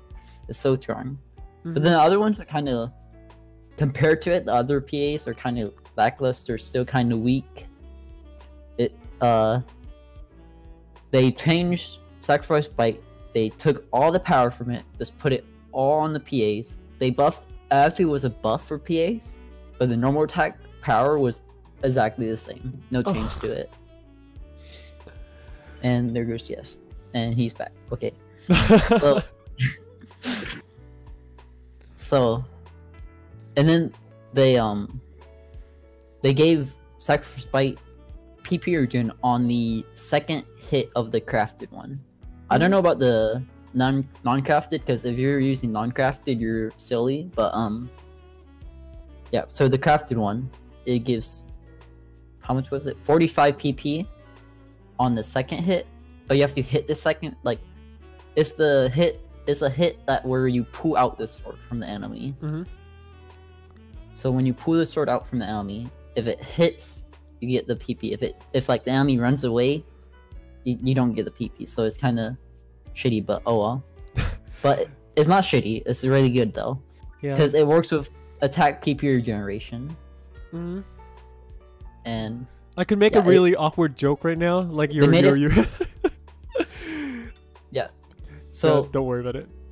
Now, you instead of using sacrifice right immediately, it's something you use afterwards, which makes it so you can actually do damage right away instead of like missing your sacrifice right 3 times, losing all your PP, and then not being able to do anything. Yeah, I mean, those are overall great changes, and they also did change up the mobility options and stuff for jet boots and freaking bullet bow. I completely forgot those two. Hey, they at least existed, okay? They made pretty good attempts of actually like making those classes like movement and stuff is really nice. Like I feel like all the buffs were just appropriate. Like it was just really nice. Overall. All the buffs were really good. They didn't really overtune anything except maybe Ignition Period, but I guess it deserves it because it's really high skill. Yeah. There is a certain like balancing factor to it, but I think the best thing that we got out of that was basically, you know, the ring skills actually becoming actual class skills, and then we basically just have it by default. I waited so long for that. Me too. I was like, every day I was like, okay, this many more days until I can fill my other units with different rings. Because I was step day and air reversal was so mandatory for me. I couldn't even use step jump, and I was like, I want to use step jump, but I couldn't because I got so used to step day, I couldn't get off of it. Yeah. But yeah, it's kind of like just big quality of life changes and everything, which is just so nice. Like I really enjoyed all of that. It's like, oh, why didn't they do this sooner? When they like, I really think those should have just been implemented in the first place, but they kind of like stuck too much with the ring idea. Agree. Yeah. Rings were like cool, and then they were like started using it as band-aid fixes, and I was like, this it's like, oh, you need like these 4 to play like almost any class, except hero, because it has them all. Yeah, and then they kind of just like use that to every class, so it's like, oh, yeah, that's fine, sure. Now I can actually pick my rings. Right? But yeah, I think one of the last things that they actually did add from that, and this is also Gesti's personal favorite, and I'm pretty sure it's going to be a godsend for everyone, is basically the SSA transfer. Yes. Oh thank God that actually exists. I'm so happy that it's because of now. I had so, like, you think I would have put the SSAs on my other swords when I got them. No, I've pretty much fixed every sword I had. I just kept like, I was like, I don't want to make this sword shitty, so I'll just buy another SSA. I'm gonna buy another double-edged sword. Oh my god, how much money did you spend on that? That's when it was more expensive too. Yeah, I think I bought one for like, since it was like guides when I was buying another one, it was like kind of cheap. I think I got one for like 10 mil, luckily. But, yeah, but still, that was definitely gonna put a dent in your wallet, though.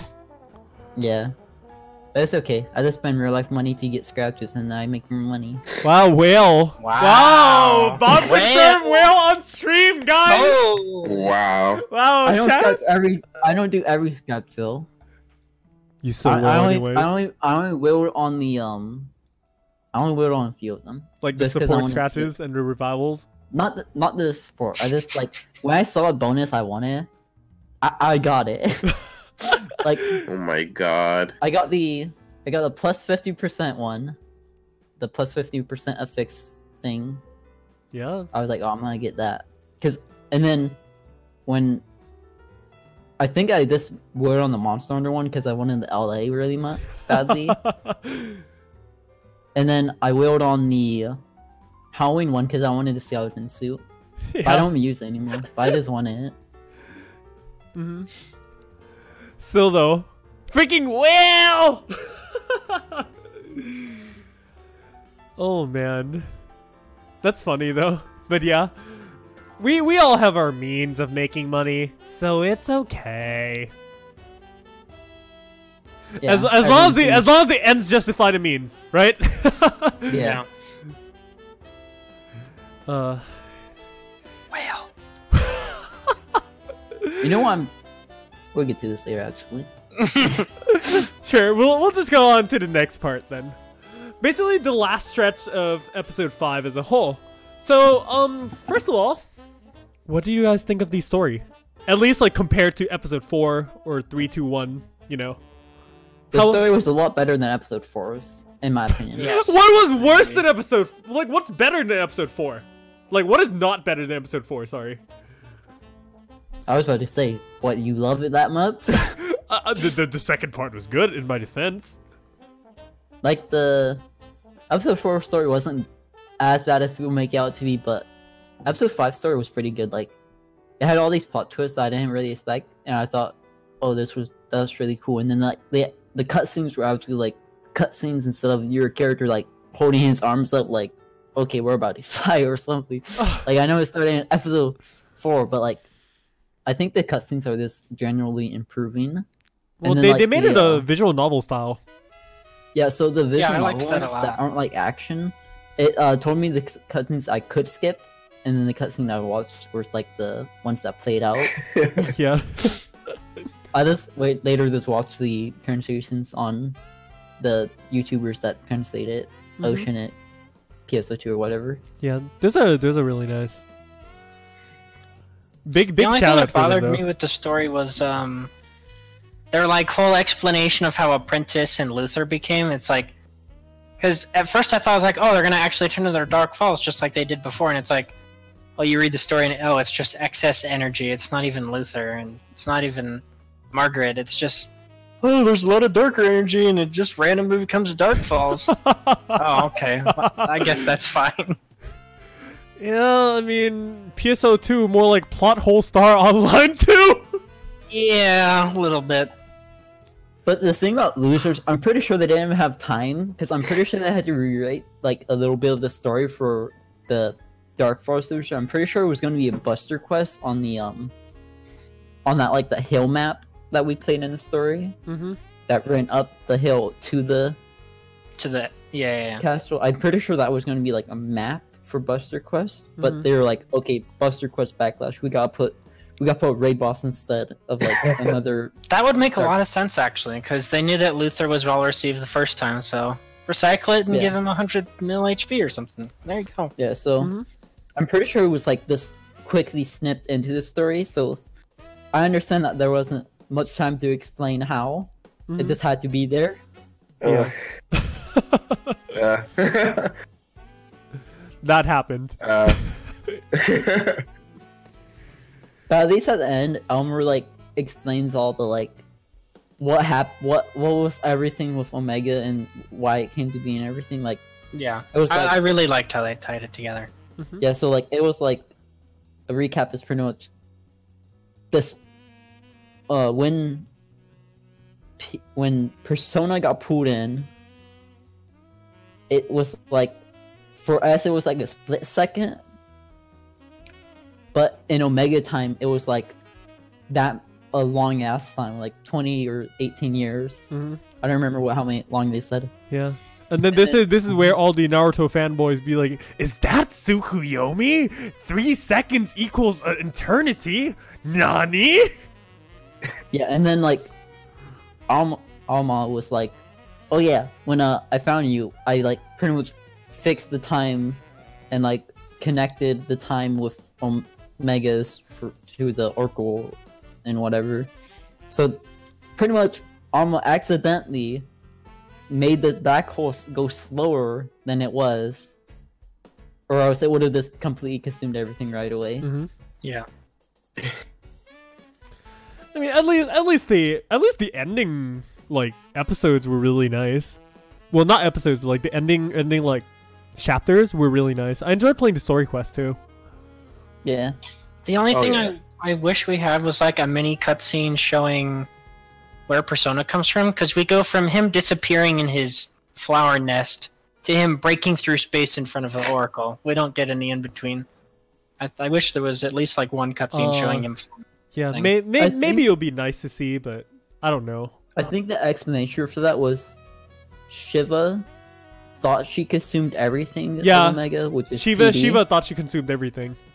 And then he like Oh, appeared in and okay. was like, "Oh, I guess I left it behind." And then it's like, let's see how the arcs do against this. Yeah. I didn't get the translation of that one cutscene from her, so I was a little Yeah, confused. basically what happened was, so like Shiva got all the power of the entire black hole, right?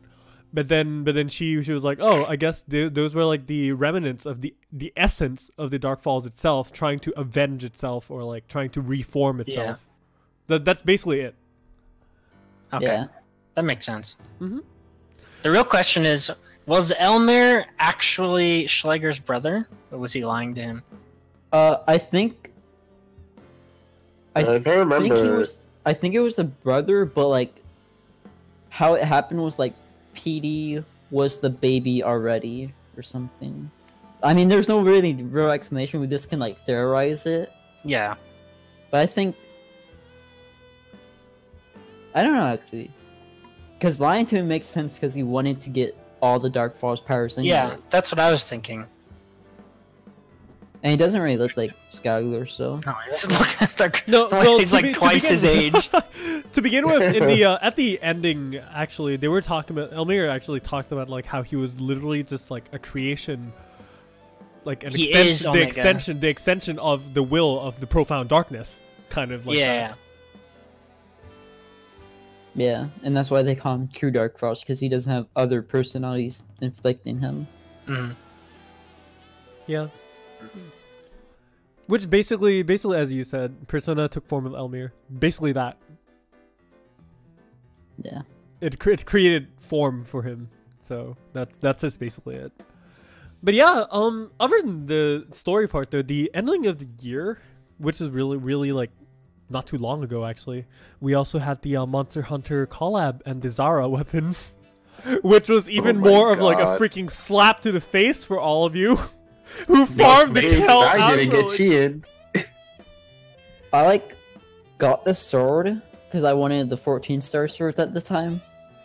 And then like I was kinda farming it for the forest, and like Volcano came and was like, okay, this is shitty, I'm not going to do this. And then Coast came out, I was like, alright, Coast is a little better. But then like at the time they like announced 15 stars, I'm like, alright, I don't even care anymore. Yeah, like I felt the 15-star announcement was so bad. Like it was literally 2 weeks after Zara came out. It's like, okay, you made us grind our butts for this, and then you say, hey, we're gonna have 15 stars. And the issue was like Zara didn't have a good special ability factor you could use for your 15 stars. Like Doombreak 2, it's alright on, it's good on units, but like as a weapon affix, that's not good. Yeah, that's Wait, what even is the SSA? I don't even remember. It was Uh, Doombreak. Wait, for Doombreak Zara 2. weapons? Yeah, Doombreak Yeah. Oh, for yeah. Zara. And Doombreak 1 for like Ceres. What a letdown. yeah, about that. It's like, this is the age of 4% SSAs. Here's 25 attack. It's 20. Oh wait, is it 20? Yeah, it's 25. Doombreak's 2 is 25, yeah. Yeah.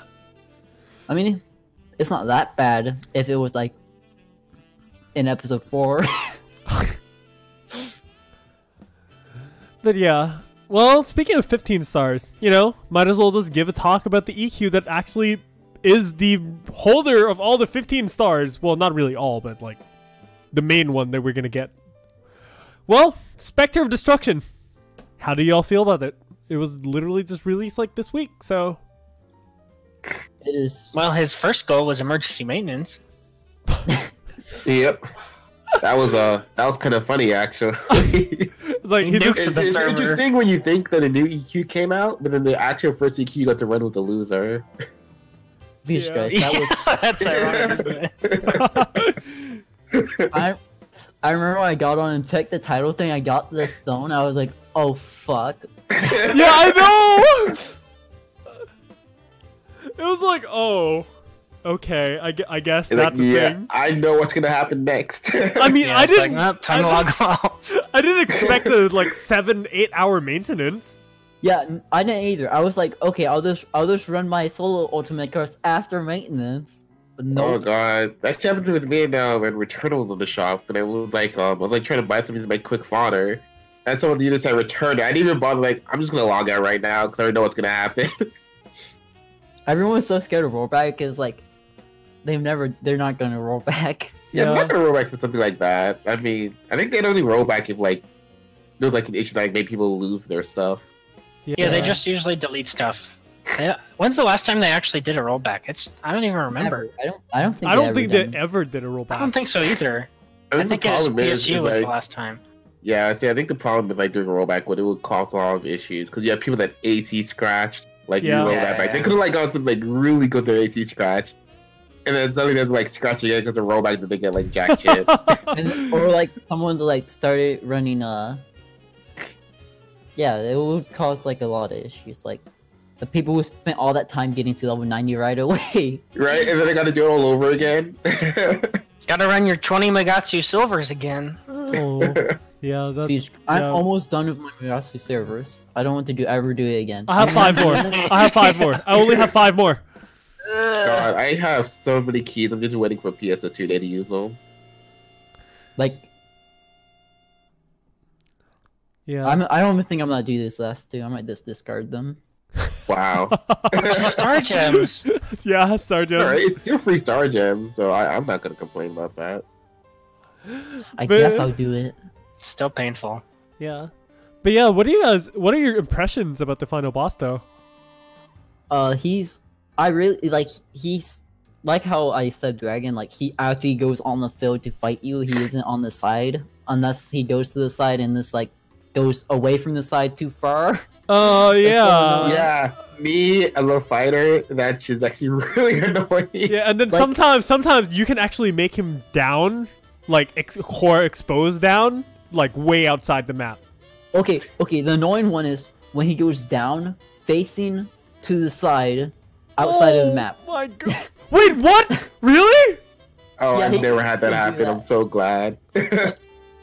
I was playing hero at the time, so I didn't have aggro. Cause like, if I'm playing hunter and I have aggro, I've gotten pretty good at controlling him into where I want him to be. So when I'm playing, he's not really off the side most of the time. But someone else had aggro and they were like making him hit to the side, and I was like, what are they doing? Are they outside of the map or something? And then he got down and I was like, god damn. Yeah. I just locked onto his head and started shooting that as hero. I think my favorite is how he has that DPS check, and you break, and he's like, "Oh, you got me, JK." Just like a bigger ball. The visual of that second ball is really cool. I agree. Yeah, I love it. really I like love it. The visual there's like, it's like too bad there's like people there. I can't get like a good background picture as it, but oh well. What I really hate though is like the right before he dies, it was like that one last like big attack.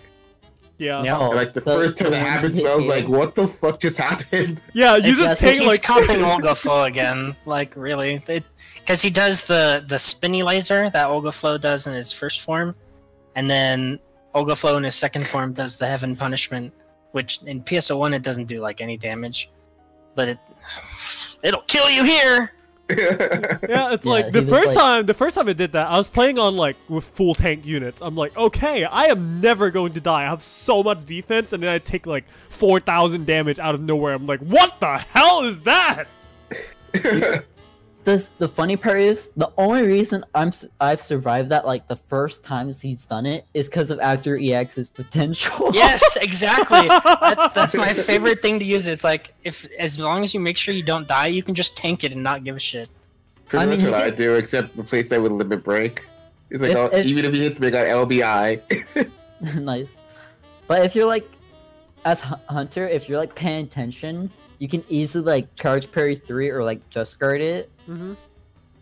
But if you're not like looking at him and looking what he's doing, you're gonna get hit by it. Mm-hmm. Yeah, the timing of it's a little weird. I haven't gotten used to it yet. I've noticed when he starts doing it, the floor under him starts cracking. Yeah. Like Yeah. crack marks. So that's how I can tell he's gonna do the attack. Just like timing the guard is a little weird. Yeah. Although I think Yeah. the most interesting part about him, I find, is that we will get basically a different fight almost every time because he has different masks, and then there's 16 possible combinations. Yeah. Well, it's weird. No, it's like there's definitely a combination. But I noticed he always switches between like one form would have the 2 bits, then the other form will have the 4 bits. You won't get like 2 2-bits or like 2 4-bits. It's always like a 2 or a 4. I mean, think, a 2 into a 4 or like a 4 into a 2. I think it's consistent with how many bits he has. Like Apprentice has 4, Double I think has 2. Yeah. Elder has 2 arms. Elder has 2. And then Loser has the swords Mm-hmm. on his arms. Yeah. And I noticed he has like moves that reference or resemble the Dark Blast ultimate moves. Mhm. Like he got like these firework thingies. He's got ultimate impact. He has Yeah. he has big ass laser, and then if you look at it kinda when he does the ram thing, it looks like a chariot kinda. But it's kinda just his butt. But it looks like a chariot kinda. Mm-hmm. Like Apprentice's chariot. Then he also like instead of just having the falls moves, like the dark falls versions, he also has the Hunar versions as well, like Hunar Slam. Yeah. So the design is really good. Yeah, I like the design of the boss a lot. Like I think they did a great job combining it all. Yeah. Pretty good. my only complaint is the map is like so small. Like I feel like they could have like made the map really big. Like don't even like put like a seeable limit. Like of course there's gonna have to be a limit because computer stuff, but Mm-hmm. Yeah, seeable limit would be nice because I feel like I'm like I can't tell when I'm at the edge of the map. Mm-hmm. Just like Yeah, it's just so, like realizing when I'm trying to run up to him. like think about like Dark Forest Double map size, but like you can't see the design of his map. Mm-hmm. You know what I mean? Like Yeah. it's a big ass square that he hopefully cannot get to the edge of. And then like give him some moves like if you get hit by give him a move where if you get hit by it, you're going to the other side of the map. Oh my You're god. on your back. It will be so fun. Yeah, I mean, double is supposed to be a playful one, so it's like, Yeah. Yeah, I love how it goes upside down. That should actually. yeah, I like it. And he's just like, Yeah, I oh, like it's like, that. hi, what are you doing over there? What's going on? I remember like the first DQ since he didn't have double, and then like in his final phase with upside, I was like, what the fuck is he doing? Yeah, also he's a lot bigger than I thought he was gonna be. Yeah. Like I spawned in and I was like I looked at him like you're one big motherfucker right there. Thought you're gonna be like way smaller. Mm-hmm. I like that he turns upside down because it's a nod to Dark Falls, how he was in PSU. Because when he would go in his second phase, he would turn Oh, upside yeah. down and do shit. He would do that. Yeah. Mhm. And then Interesting. combine that with the Olga Flow laser. I really like the combinations they did. Mm-hmm. I guess it's like a nostalgia trip, kind of like for you guys. Then Yeah. that's really True, nice. but they didn't remix the music with it, but that's okay. I still like the music it has. I love the music. Yeah, I also if you notice that the background color is always going to be it's the color of the Omega regions. Yes. So Loser's blue, which is Qent, Yes. Apprentice is yellow, and so on and so forth. Yeah, I did I noticed recognize that. I was like, damn, that's the color of the country's backgrounds. It's really nice to see them actually do something cool like that, though, because it's kind of They like, really put a lot of effort into this boss. Mhm. hmm Which is really nice. pays off. My biggest issue is how small the platform is combined with how wonky some of his hitboxes are. Because like all of the time I'll like counter a move and it's like, oh, that did 5k because it hit his weak point because it's like 2 pixels big. Oh yeah. Or on KC and it's like, oh, that did 50k, not a million. Okay. yeah. Yeah, I can imagine it being annoying until his like chest is broken. Yeah. There's still a lot, to be honest, there's still a lot to figure out about this boss, to be honest. And like, I guess, do the think it's fucking- like, yeah. the well- units are broken as hell. To be honest, He's a like little- when I play it nowadays, I'm still confused of like, what the hell am I doing? I've started getting used to like controlling his aggro as Hunter and like where I can initial pair and everything. Mm-hmm. It's I like his when he like crosses his arms, I'm like, alright, time to ready initial parry. Because he's about to his flight. Yeah. Well, It bothers me a little that he's so cheesable with status effects, because every single falls and his final one can just be statused over and over again. Oh, that kind of is a little disappointing.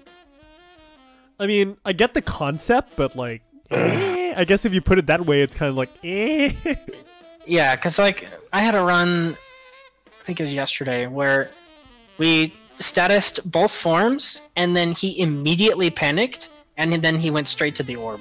Mm-hmm. So it's like we didn't even get to do half the fight because he just got fucking knocked over. Yeah. Yeah. That's quite something.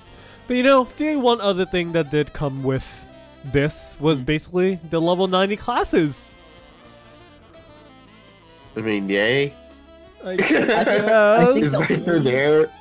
I think the only people that's really happy about this is people who want to go braver with bow and katana, kinda.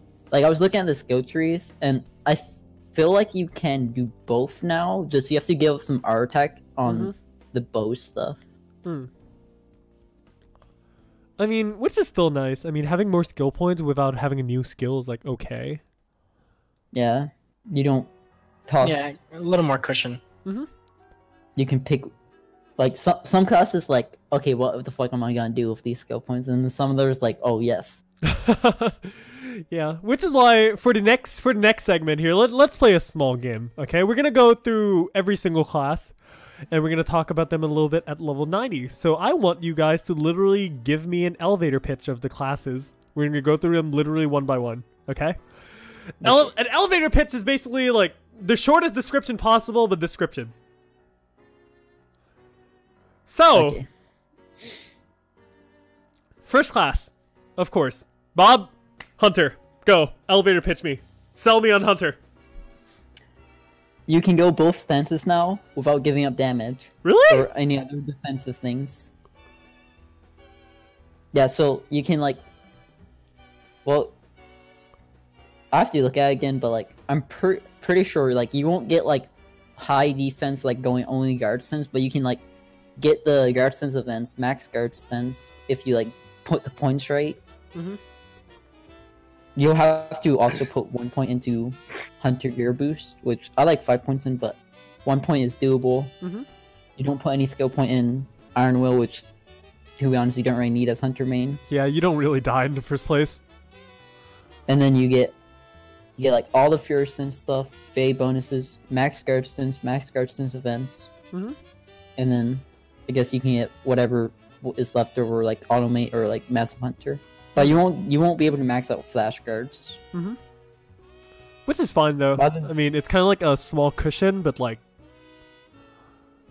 it lets you optimize based on what section of a boss you're at. Like if you can like just guard and everything, you go to guard stance. If you can't, you just swap back to Fury Stance. And it lets you get maximum effective. Alright, I see. So, Gesti, how's level 90 for fighter? I mean, yay, I can now max out PvP Slayer.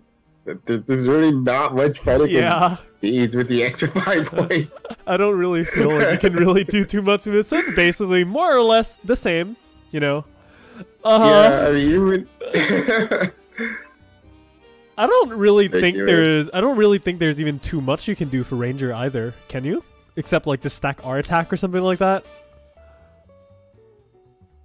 I actually don't know. One of my friends who plays it is like, oh, I can give first hit for like 2% of content. It works for an hour. Isn't that only good in like TAs?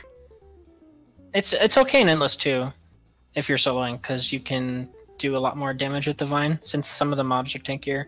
Right. And then the other option was like killing bonus or something. Killing bonus is okay, I guess. But if you're kind of like focused more on bossing, it's kind of like meh. For Gunner, I think all you really can do is just like either you stack more R attack or you just stack more APPR or Showtime stuff. which is in and of its own pretty good because you can completely like just max out APPR, max out your Showtime stuff, and like it's nice. It's just nice. Basically that. Although to be fair, I don't really think you really even need any of those anymore because regardless, like with the level 85 skills for Gunner, it's kind of like, oh, you just front S roll everything anyways. So I guess you can make an argument that like it's pretty nice to just have Showtime and stuff as well, but I'm kind of like indifferent for it. I'm kind of like, it is what it is. What do you guys think? I haven't touched Gunner since episode 2, so I can't comment. I can't comment. Okay, here's how unqualified I am to comment. I didn't know SBA. I didn't know you could press the PA button. Oh. Oh. I mean, I guess I don't even know what gun could put it in. I mean, I guess more attack PP restore. Yeah, basically that. Basically, that's like the only thing. But even then, it's like now you have S roll front, so it's like you probably don't even need attack PP restore that much. Alright, let's see. Next one, Force! Force. For Force, I know that nowadays, even at the level 85, you basically just go full 6 element. Yeah, since you don't really need Talus much anymore, except for like super specific situations, 6 elements, like Talus in 2018. I know, right? And if you don't have Motov, don't even touch it. Motov's like the only reason, because no charge times on deals or whatever. Yeah. I haven't really made much of a skill tree for level 90 because I've been so focused on Braver, but it should be nice having the extra 5 SP in Bolt Tech PP save, or Flame I think you charge. can redo the tree to have play Flame S charge. Yeah. Because that was definitely my biggest complaint with 6 element, is like not being able to use fire techs without flame charge feels really bad. Yeah, right. Like after you use Flame S charge, you're kind of like spoiled. It's like, yeah, it's like, oh, my elf fight takes 3 seconds. Oh my god. Yeah. But yeah, you know, talking about like Force, I think the other real like not winner for the level 90 is Tekker, because I don't really think there's anything you can put it in. Yeah, what would you even get? Okay, let's look at the skill tree and see if we can do anything. These status boosts? No! Yeah, become more of a status person. I mean, for Persona, that's good, right? I Yeah, dude. guess. Just Guys. go get a psycho rod. Yeah, was it rod? Was it the rod? Yeah, it was the ES The weapon potential on the potential. P1. Yeah. And then get more status boosts, and then go like MVP Persona. I mean, I guess it's okay if you play like a support Tekker and go for like those dank strategies. What you clearly do is put in dexterity up 1. Oh my god, no. Hey, you can dex tank, except only fighter does that. Yeah, let's not talk about that. Anyways, rapidly moving forward. Braver, Mill, go ahead. The biggest thing I've noticed is if you take automate on Braver, which I like for Endless and for this raid boss, since he does a lot of damage, you can put Step Advance now on the Braver tree instead, since you have so much SP, and you can actually max automate and almost all of the S attack ups at the same time. So you can still do a lot of damage and not get punished for taking automate anymore. Besides that, I don't really run hybrid much. I match like Rapid Mastery for Endless, since you have to kill Anga, but yeah. I think that's really the only change, is being able to max a lot more S attack on Hunter Sub, which is not even Braver Tree. But Yeah. whatever. Oh man. What about Bouncer then? I guess you can just like more like S attack or something. Because you basically have both your stances all the time, like max and stuff like that. I guess you can maybe like max out your fields a little more or something. Yeah, I think so. Because the SP lets you get... I think you can do both weapons and both stances, right? Yeah, basically. Yeah, so I guess you would just get like S attack at that point. That tree is like so straightforward. Yeah, it's really straightforward. You know what's also another straightforward tree? Summoner. Oh god, what would you even put on that? I don't know, because you basically already have all your like important points maxed. Like, I actually have no idea what you can put for summoner, to be honest. I don't even remember what's on the skill tree anymore. I mean, for the most part, like, even if you already max out a lot of, like, the high-level summoner bonus and, like, all that stuff, you know, you have all your sympathies, you have all your alter egos, the pet element, weak hit, blah, blah, blah. Even with all, like, all attack high up, alter ego, and, like, point assist and everything max, you still have, like, points. Yeah, You know what even you put since all 85, you could into? max all attack. You know what you put your 5 skill points into? PP Advanced. Come on, guys. Oh, the PP up high? Stop. No, PP Advanced. PB that's what it's Advanced. called. Oh, PB. PB. Oh, my. Ares meta. Is it time? There's not many errors. Wait, yeah, there is. Yeah, there is Ares tact.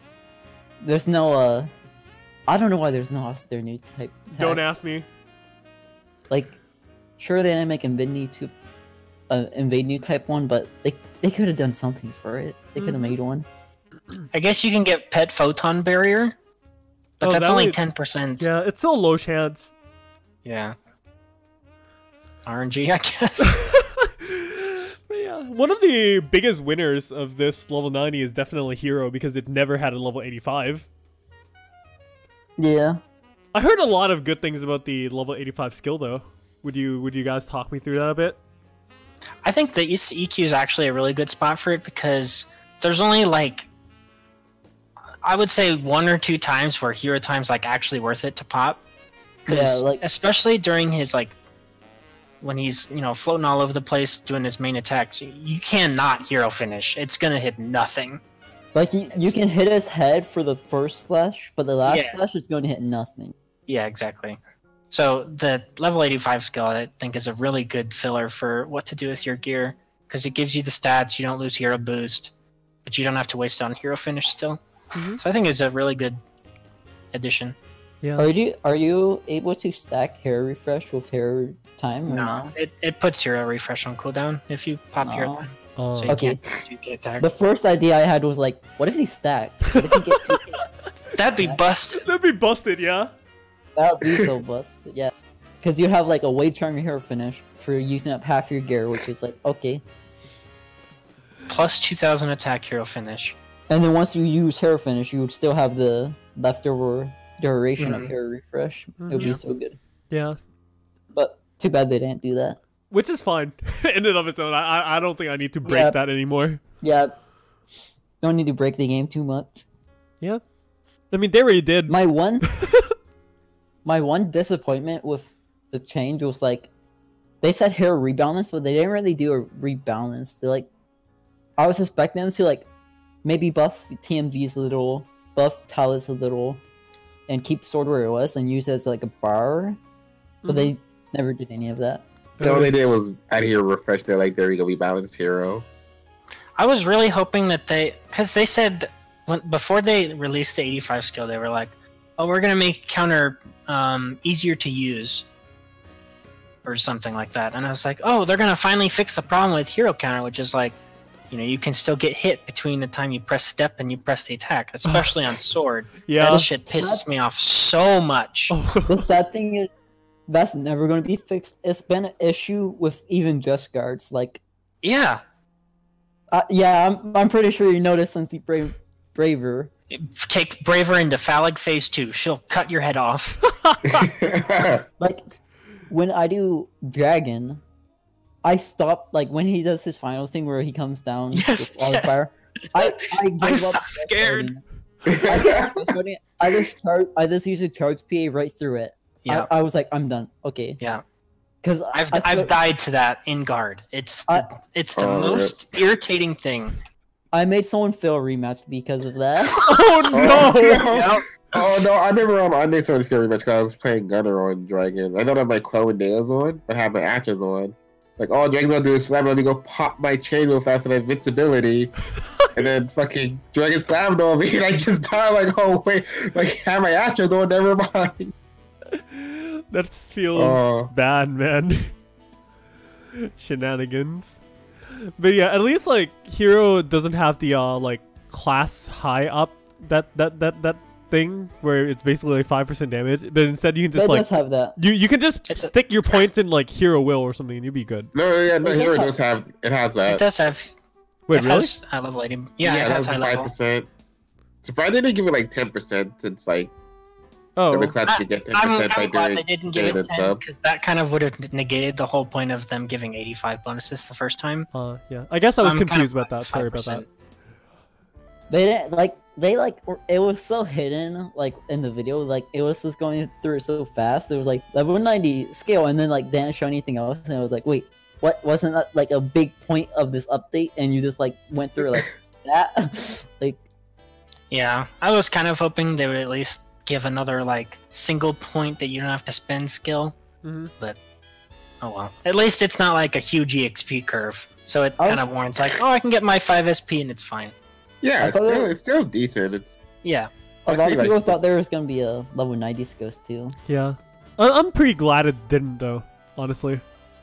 Yeah, me we don't too, really need- actually. I mean, we the don't only really- class I would need one is like a new level 85 skill for bouncer, but other than that, yeah.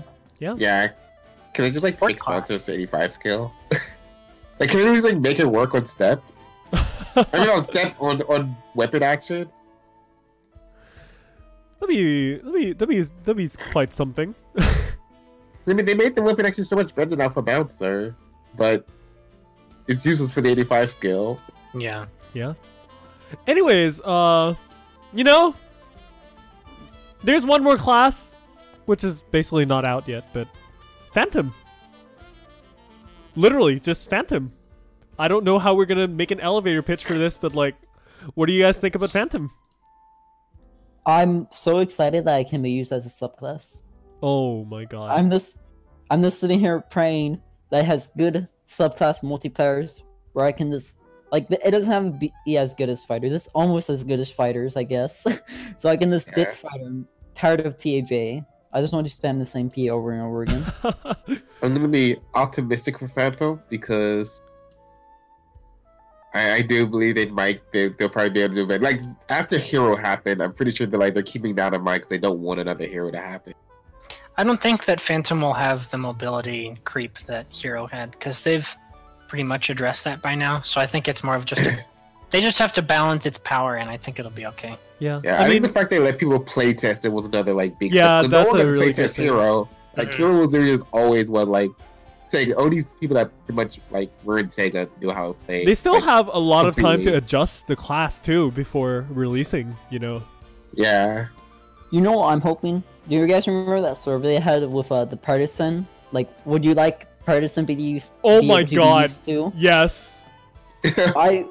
I'm sitting there like, okay, there's a downside to it and an upside. Like, one, I don't have to make a fucking rod. I can just use my partisan that I already have, the 15-star one, Austere. Oh yeah, also Austere has a hidden 10% PP regen. But anyways. But yeah, I They can just kept use that from the OTs? That's yeah, weird. each potential has a hidden 10%. I was like, I heard about it on a blog and I was like, oh, I'm gonna check that out. And then I tested it and I was like, holy shit, it does. Holy So shit. literally like what Slaver Nemesis did with their MTs. Yeah. So anyways, back to Phantom. Like, if they do that, it's just so much easy for me. And I, like, if you, like, main S attack, that would be really nice for you, because it will be S attack instead of T. Or, wait, that would be so weird. Like, Yeah, it that would would be have so to be scaled weird. differently. Yeah. It would be, like, so weird, but, like, so convenient. The only Yeah. downside is, it will remove the possibility of Partisan being used for another events class. Oh, that's if you wanted true. Partisan, That's true. if you wanted Partisan to be like a more stabby weapon in it, well, it's not advanced class, it's successor class, but advanced Yeah. class is easier to say. But it will remove the possibility of being a stabby weapon. Yeah. Yeah. I mean, I'm kind of glad that it kind of like didn't pass because I feel like it'll be a little too weird, to be honest.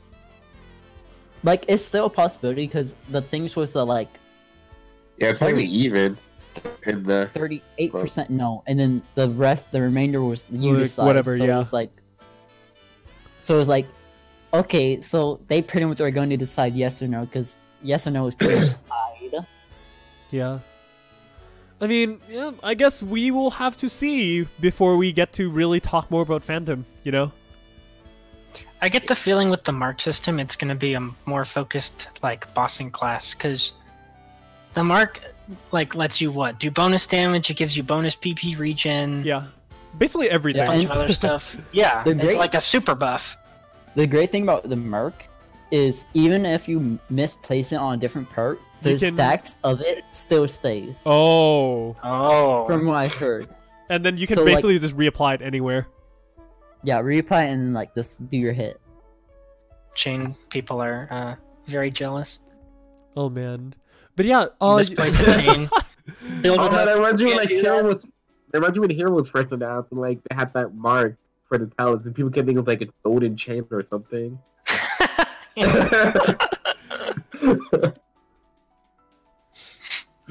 Yeah, good thing at least the mark is like completely client side, so yeah. That's okay. It's okay. But yeah, maybe we'll do like another one of these, but basically just talking about Phantom, you know, once it's out or something like that. And then let's make a fun thing here. All of us here right now, let's make one bold prediction for Phantom. We'll start with Bob. One bold prediction. God. Phantom's going to be I completely broke through that. Phantom is going to need to be buffed after a few weeks. That's what I was going to say too. Did we all literally like unconsciously, like subconsciously agree that we think Phantom might actually become like a summoner situation? I don't know if I go that far. Summoner that was a disaster. Oh god, I don't want to relive that again. Yeah, I feel, although one of my bold predictions was I feel like a lot of people are probably not going to come back from Phantom, to be honest. And when I say a lot, I could see that. I mean a lot. Like, a lot. I don't know if that's going to be healthy for the game, though. I don't know, they said they wanted Phantom to be around 20% of the player base, so they're probably trying to bounce it around that as well. Dude, there's no way it's going to only be 20%.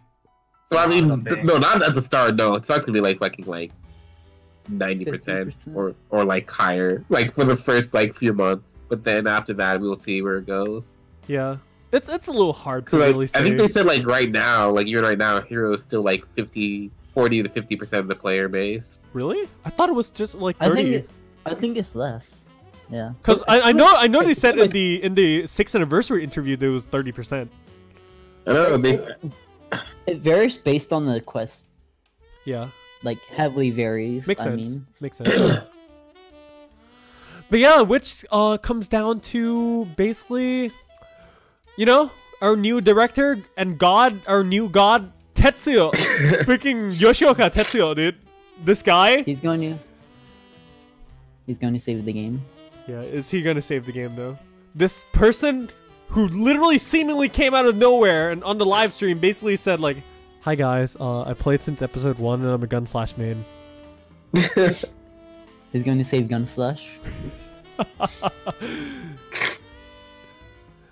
But yeah, that was basically it. Like, that's literally our introduction to the new episode 6 director. Hi guys, I'm a Gunslash main and I played since episode 1. Okay. Dude, I'm getting good feelings from this director. Yeah, but like seriously though, I really do have a lot of good feelings for this director, honestly. Also, quick reminder for all of you before we continue this a little further. For all of you in the chat, there is a Merry Christmas on Ice, which is gonna come in like 8 minutes. In which you probably should do if you have not already, because there's the Arcs live stream going on in which you can get some star gems and stuff. Do it while you're listening to us talk. While you're listening to us talk, yeah. Or we can also be doing it as well while we talk. But yeah, that would be a mess. But yeah, anyways, Yoshioka Tetsuya, dude, this guy is like, the first moment I saw him when he actually does a demonstration for Phantom, right?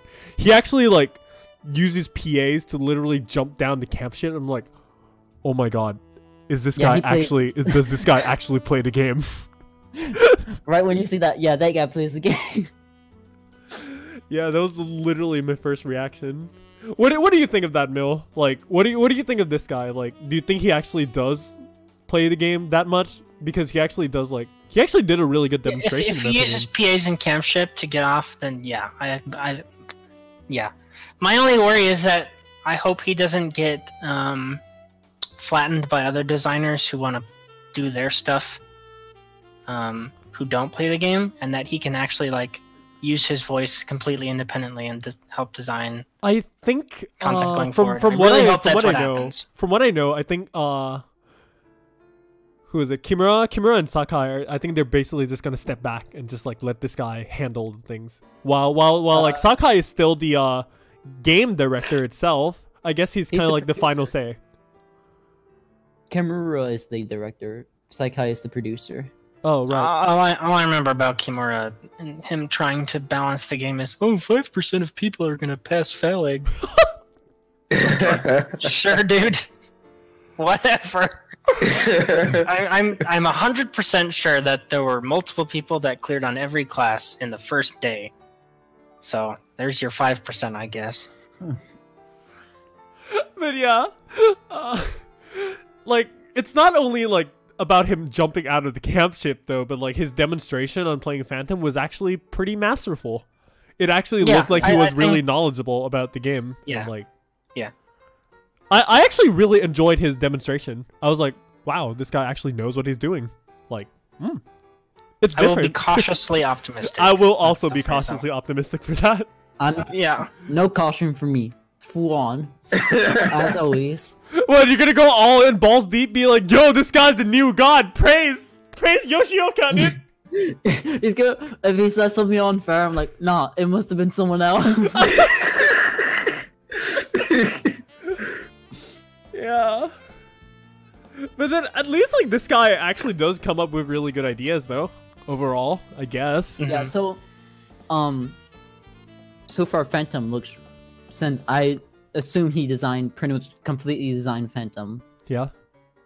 It looks really clean. It looks less like a intended to hold the button, but then not really hold the button like Hero. Yeah. So it looks like you can really do a lot of stuff that feels like you're doing this stuff as. I mean, from what he said in the demonstration, basically like the PAs do act differently from whether you tap the button or hold the button. Yeah, and you also have the wasn't there a shift thing? Yeah, there's a shift actions as well, which completely so changes like, the behavior.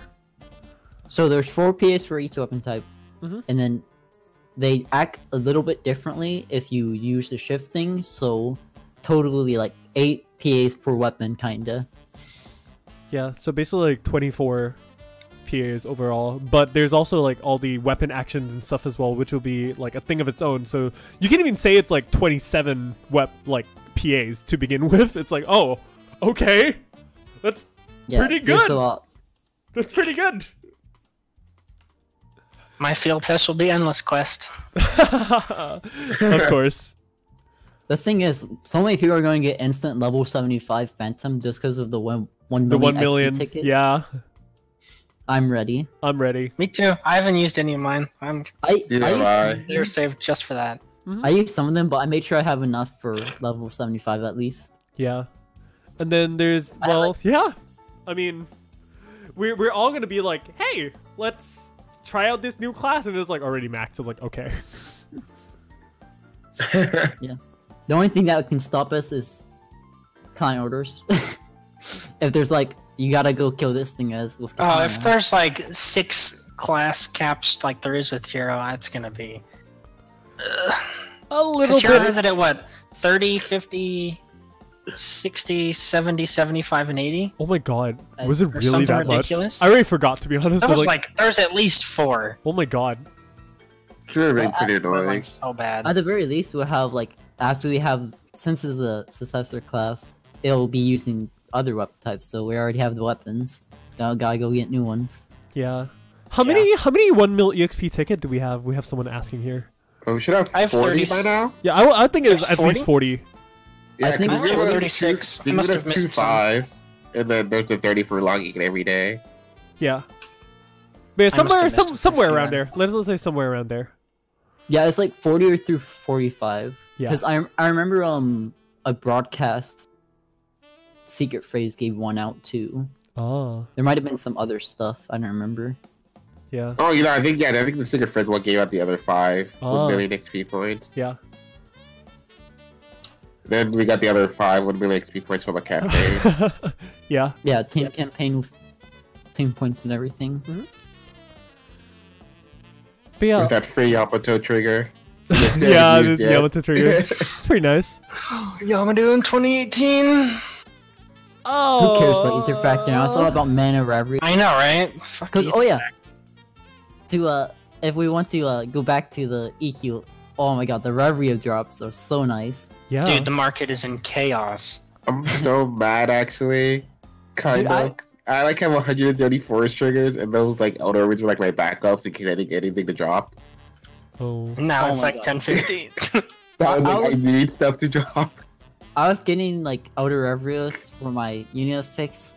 I was like, alright, I need to buy some of these before it goes really expensive. And then like this crashing now is like, alright, I spent all this money on and then I feel bad for anyone who had Elder Reverie in their shop before this, because if you had a 7 slot in there for 50 mil, you're lucky to get 5 for it now. Yeah. Jesus. It's like goodbye.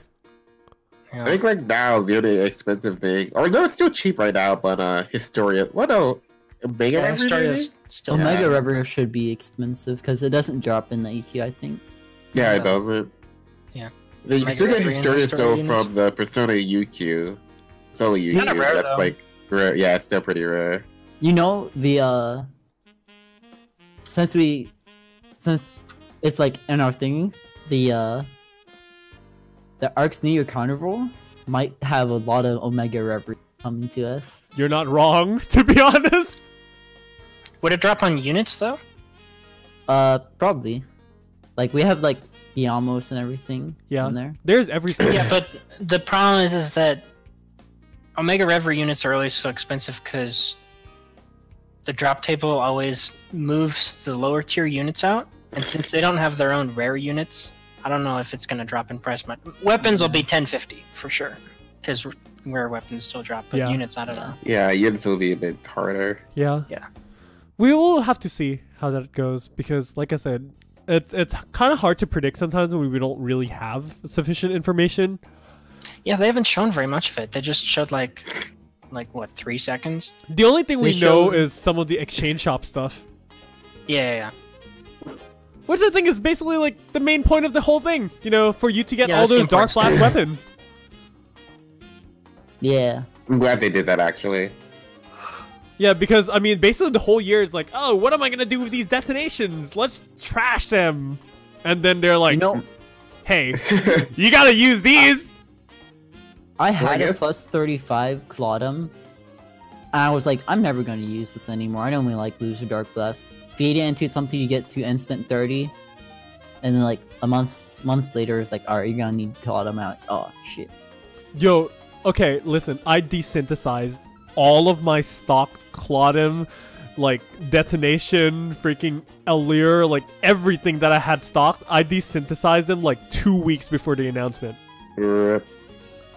I kept mine because it was like modulator fodder, but now it's not modulator fodder anymore. Yeah, I just removed them because I was like, I really need the storage space, you know? Because it was at least like almost 100 something in my storage. I'm like, oh my god. And that's money too anyways. Yeah. So it's like there's always a huge incentive to desynth them, because especially right now, if you desynth 100, that's that's like 10 to 15 mil in gold mats. Yeah, the gold gold- mats gold- are actually really expensive right now. Yeah, Gold Nia, Oh, yeah. to get like 999 Gold Nia is like around 7 mil right now. The thing is, they'll definitely end up getting Mhm. more expensive later on because when people get the 50, like the Yeah, people they're- really get the they're stone and 8K now. everything. So it's Yeah. 8 per stack. Wow. Oh, they got more expensive. Yeah. Oh, geez. And then it'll just getting more expensive because when people get the stone, they'll probably like actually look into the market if they like to do the exchange if they don't have the. They have like the profound they want, but not of the weapon category they want. The ranged ones are almost 9k, and I bet you the Jesus T-attack Christ. ones are like 3k. Right. Yeah. Oh, T-attack ones are 1k. Feels bad. Welp. Welp. Literally just welp. But yeah, anyways, looking forwards though, one of the things that I personally wanted to mention was, I know many people were also like kind of skeptical about the new mobile game of the Phantasy Star that came out, which is Itola, Phantasy Star Saga. But, you know, one of the things in the narrative that I found to be the most interesting is the fact that Shiva, which was a character that was introduced to us to be the new enemy in episode 6, where she was basically like, you know, she was there when everything was created. She was like the creator of like everything, right?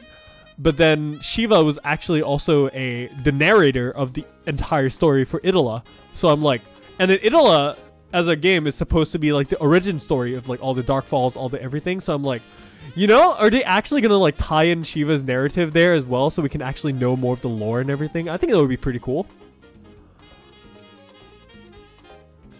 Yeah. Well.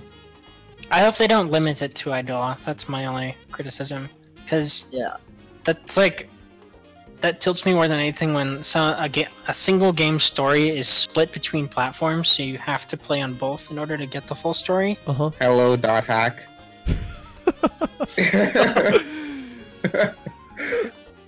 But yeah, I mean, I guess it's kind of like just probably gonna be like a side story thing, because they did say that they wanted to just have like a small tie, like a very small tie to like PSO2, just to not make it like too significant or anything like that, which is understandable. I really like Idol actually. Like, it's really like you can like, since you can play at the same time as PSO2, it's really nice because you can get the points for PSO2 to get like stuff out of the shop. Yeah. And it's like really easy to like.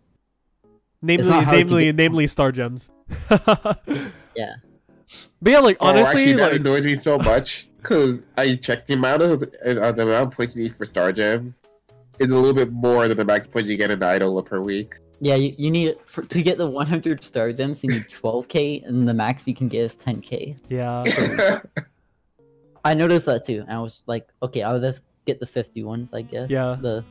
Not the 50, but the 10. I mean, 'cause it's, honestly, like it easy. really isn't the end of the world. Like, but like to be honest, I'm gonna make a shout out, but I honestly think Itola was actually a really good game. Like, I think it's really nice and it has a lot of potential for the future. I like the music a lot. The music was great. That's what I'm listening to right now. Oh. But yeah, like if you guys like haven't actually gave Itola a try, I highly do actually recommend. It's actually really fun, in my opinion at least. Anyways, that aside, final thoughts on everything. You know, What about the new difficulty? you're right. What about Well, ultra okay, hard? listen, okay. New difficulty is like also a bonus thing, okay? Final thoughts on that. Let's see. New difficulty. What do we have? What do we have here? I Ultra feel like hard. he almost wanted to call it ultimate, but then he was like, "Shit, there's ultimate quest." God damn it. Yeah. Better late than never. That's what I have Better to late say. than never. I was actually talking to Mill earlier about Ultra Hard actually. Also, yeah, I know I just rolled back the slide, but like don't like flame me. Anyways, you know, since Ultra Hard actually does like, how do you say it? They change the behavior of a lot of bosses and like mobs and stuff like that, as we see from the trailer. You know, we see this like ultimate super Ringata with like 1,000,000 tornadoes and like Miser that shoots like 1,000,000 missiles and like, oh my god, what is going on? Yeah, so it looks like they're pretty much taking ultra hard, like the approach of ultimate from like PSO1, which they kind of tried to do with Ultimate Quest, but like they kind of just gave up on that part, and now they were doing it with ultra hard, which is pretty much just new behaviors and everything, new looks. Looks like PSO2S, but whatever. Now here's the thing. With Ultra Hard, if they're gonna change like all the behavior of like all the enemies and all that stuff, imagine this. I talked to Mill earlier about this, like I said, but like imagine this, okay? TDVR with ultra hard enemies. Let that sink. Boy. Let that sink for a second there. Like the super crazy ultimate buff, like Ringata, or like the maybe all the new Kaleido mechs or like whatever, all the crazy stuff. Ultra hard Gurren Kamikaze laser. Hey, what about TD3 Regatta? What on ultra hard? Yeah, but you get the point. Hard. You get the point. Like imagine like those quests, right, with actually ultra hard stuff. Basically, they didn't even have to make new content, like quote unquote new content, but it's already new content in and of its own by basically being ultra hard. Yeah. The only thing is, like, I'm pretty sure they're gonna go one field at a time, so that's gonna suck. Are they? I kind of find it hilarious already though, because I feel like the XH free field thing just got dumped right away after Month Hunter. Oh yeah, my we God. just got XH Forest and it's already dead. Like, not even a single mech field got XH. Yeah. Feels extra bad. They should. Man, I've been asking for them to just go to extra hard for all the free fields and just like put all 13 stars in it with like, so you can farm for like special weighted factors that don't even exist anymore. Yeah. But I mean, to be honest, though, how hard is it to actually just unleash the new difficulty for a free field? Like, well, when I say new difficulty, I mean extra hard in this case. But like, how hard is it? Like, really? I mean, to make it really? worthwhile, they would have to do it one at a time like they've done. But if it's just like, I feel like if it's just like the adding like old drops so you can get them for like the weapon camo and everything, the weapon camo system. I mean, and I think that's okay because I mean, there's also that and the fact that Zara still exists. yeah, So honestly, Zara can, like even if they just added like XH free field to every field, right, and then add like the drop for the hunting stones, I think it's going to be really good for the new players because they at least have something they can work towards and have like a baseline weapon to work with. yeah. I agree.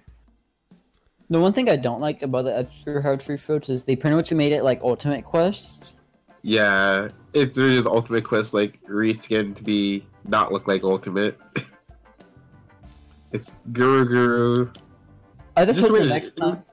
I hope the next time they go address Ultimate Quest, if they want to boost it or something, I hope they make it like, I hope they take the Ultimate Amduskius approach and just made it a progression quest, and then redefine Ultimate Quest as like how they have the solo one, Right. as really hard quests instead of like a specific how it's laid out. Yeah, I still think though, honestly, like the whole like Arcs quest and like free fields should probably be like completely revamped if possible. Yeah, the Arcs quests are so dated now.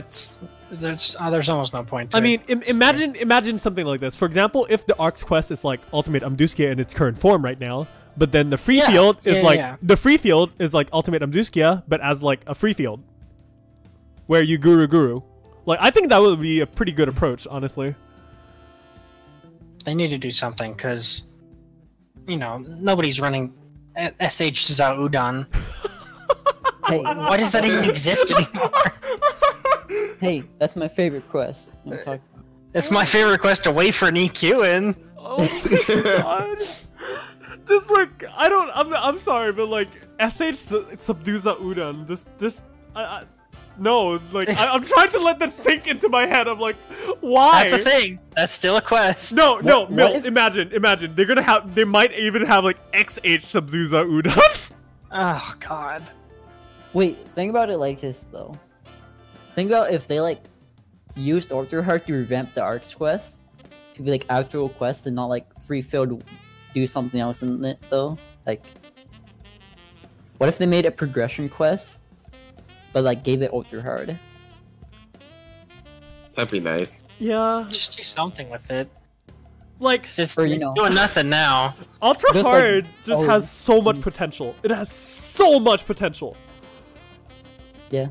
So, same with all the new content to be honest. But like, But yeah, you know, I'm a praise I'm a low-key and trust celebrity your new god. Hey, if anything goes wrong, it's someone else's fault. Yeah, if they don't do anything, just blame Kimura, right? Yeah.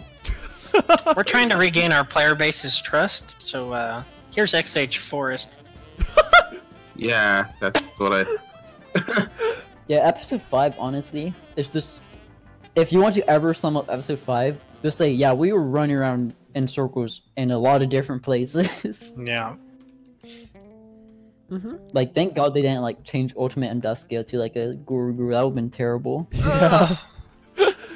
I'm glad they really kept it as what it is, really. Level 85 Anga was a surprise for everyone, because it went from having, like, 10 mil HP, that thing is a raid boss now. Oh no. It does, like, 1200 damage, 50 million HP, it'll kick your butt. Enduskia is the only one I can spam and not want to die. Yeah, I don't disagree.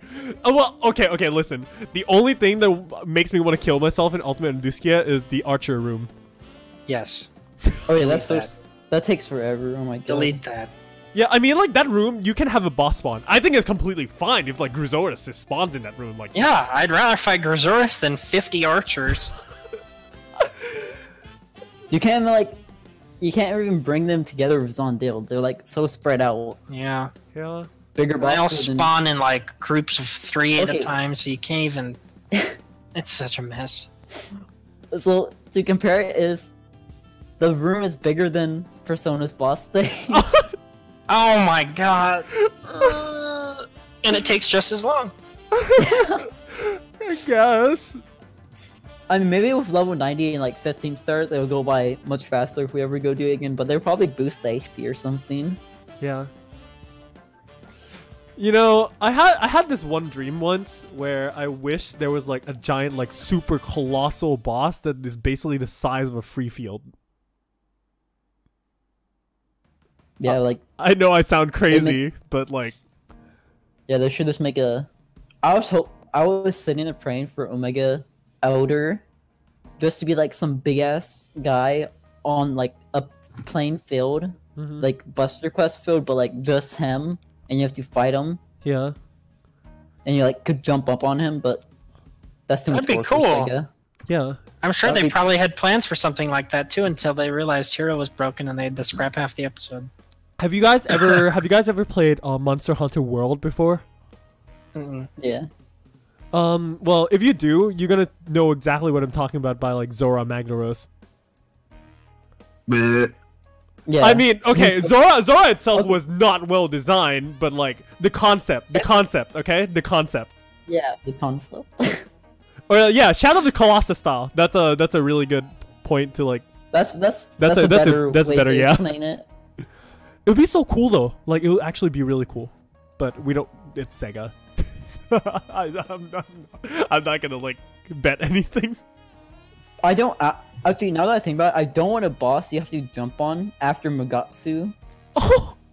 Now that I think about it. Okay, now that you mentioned Magatsu, I don't want that idea anymore. I'm done. I'm done dreaming. I'm sorry. All that has to happen is it's a boss that doesn't move. You just like tear bits and pieces off of it. That's like half the problem with Magatsu is he lag teleports. Yeah. If they make a boss like Magatsu that you can jump on, but it doesn't move, but instead he'll like try to grab you and throw you away. Yeah. You mean like Varda does sometimes? Spits Yeah. you out and lasers you to death. Yeah. Yeah, pretty much. But like, don't make it a spam quest. Make it one do, one done. Yeah. Yeah, it's a raid And then- boss. So yeah. it should be. I would love to have like an actual boss that actually takes like 30 minutes. I would not want to do that. Really? Yeah, I think don't PSO2 like the- is it's like moved away too much from something like that anymore. Yeah, I mean, Yeah. I don't disagree. Everything's super fast paced and you gotta kill it in 5 minutes. Yeah, I but mean, 5 but minutes I is- mean, to be in my defense, you guys literally sit and run endless for hours. Yeah, and well, yeah. Like, Four lap endless, that's like 2 hours and 45 minutes if you're really See? getting there. For me, endless is like, oh, I used up all my daily boost. Let me see all the days I've accepted. Let me run endless real fast and have my quota for the next week. Yeah, but then That's a different type of boss. Yeah. I honestly don't know how my daily boost is still stocked up. Like, I'm like, when did I do all these dailies? And I just turn them in. I don't even do endless. I just do raid bosses. I'm like, when did I complete this? Yeah, I mean, I kind of get where you're coming from, but yeah, I am pretty optimistic, cautiously optimistic about just everything. When we can talk about like predictions all the way through, but there's one more thing that we confirm is basically, you know, the Mother Day solo trigger instead of the solo PD trigger. Final freaking Lee. I don't know why it took them so long to give us another solo trigger. I was really hoping that it wasn't solo Mother and Deus, or like solo Mother at that, because I was suspecting one boss, not two. Yeah. I was really hoping it was solo Dragon. And this No. Let's not go there, Bob. Absolutely. Bob, you absolute No. bad lad. Weird. No, I'm not. You want me to solo Lacornium Black No. Dragon?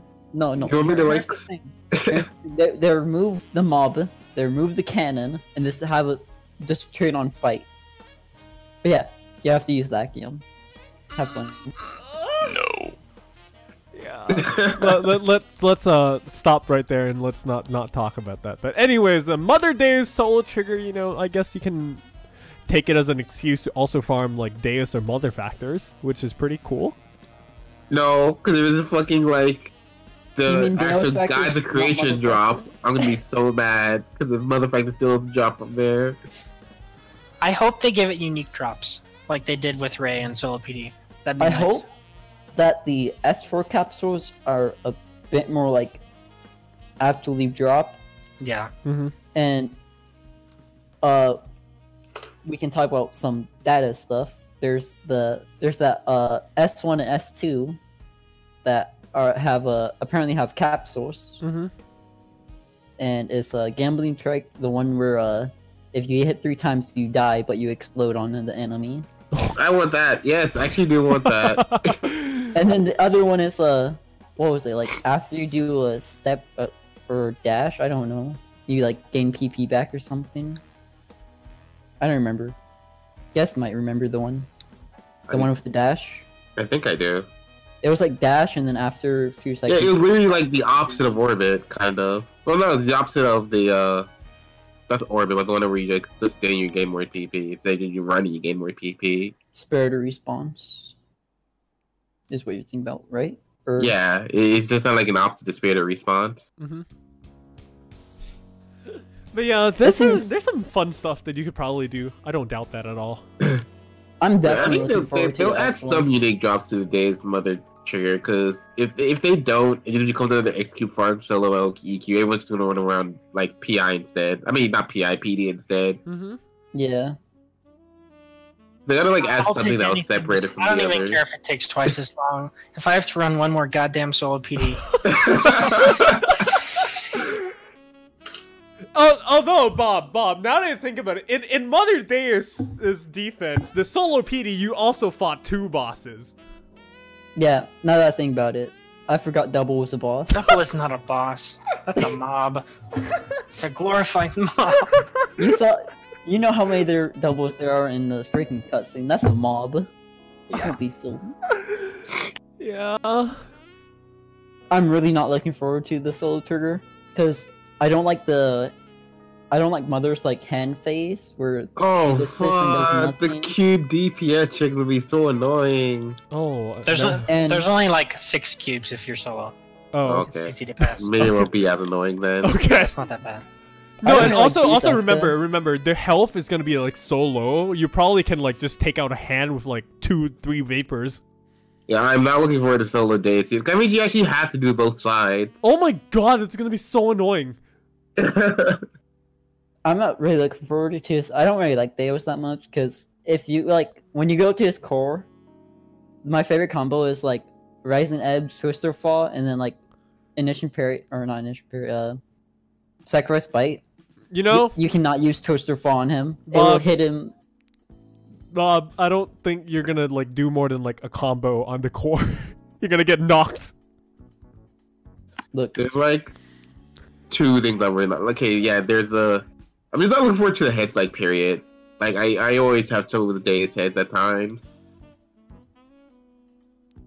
Yeah. And I know there's gonna be like that one part where you actually have to like kill like all the hits, make them fall over again at the end, where he starts his DPS thing. Yeah. Yeah, but they're gonna have solo HP that you can like do 1P and kill 2 heads. Yeah. I hope so. I mean, they probably will, but I don't know. I just always have trouble hitting them for some reason.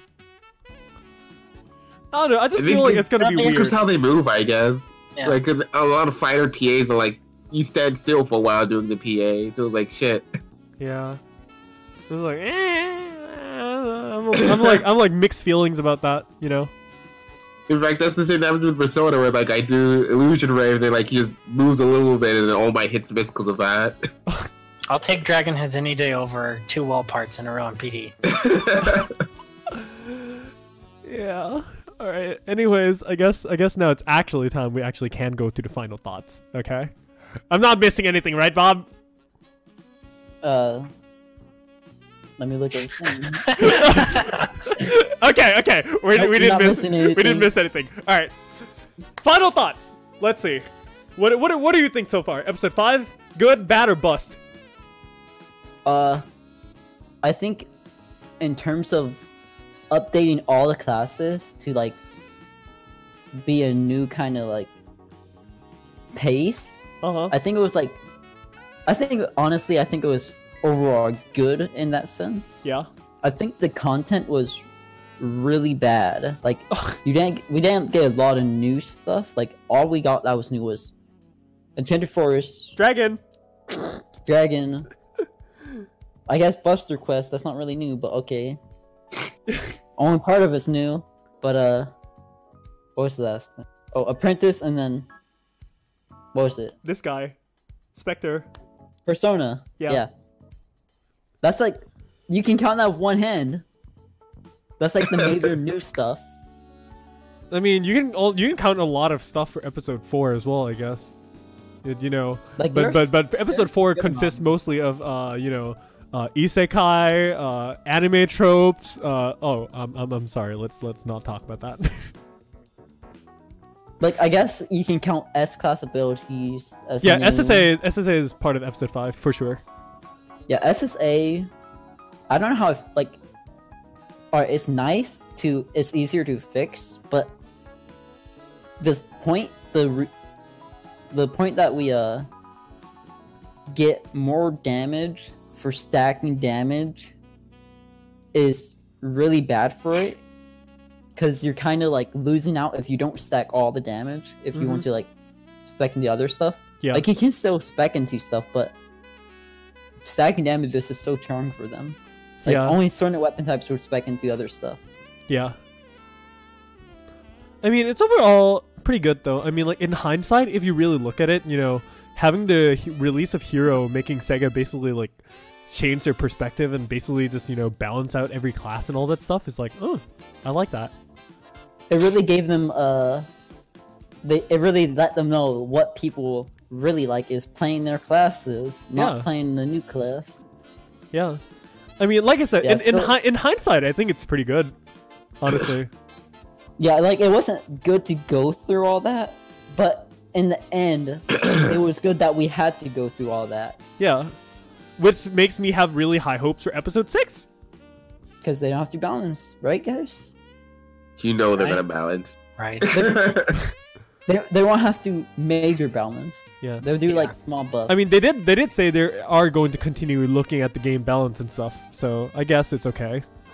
yeah, they're gonna have to balance, gun slash. When are we gonna You're get gonna it? save When that? when are we actually gonna get a gun slash class? Huh? Never. Every class is gun slash clash.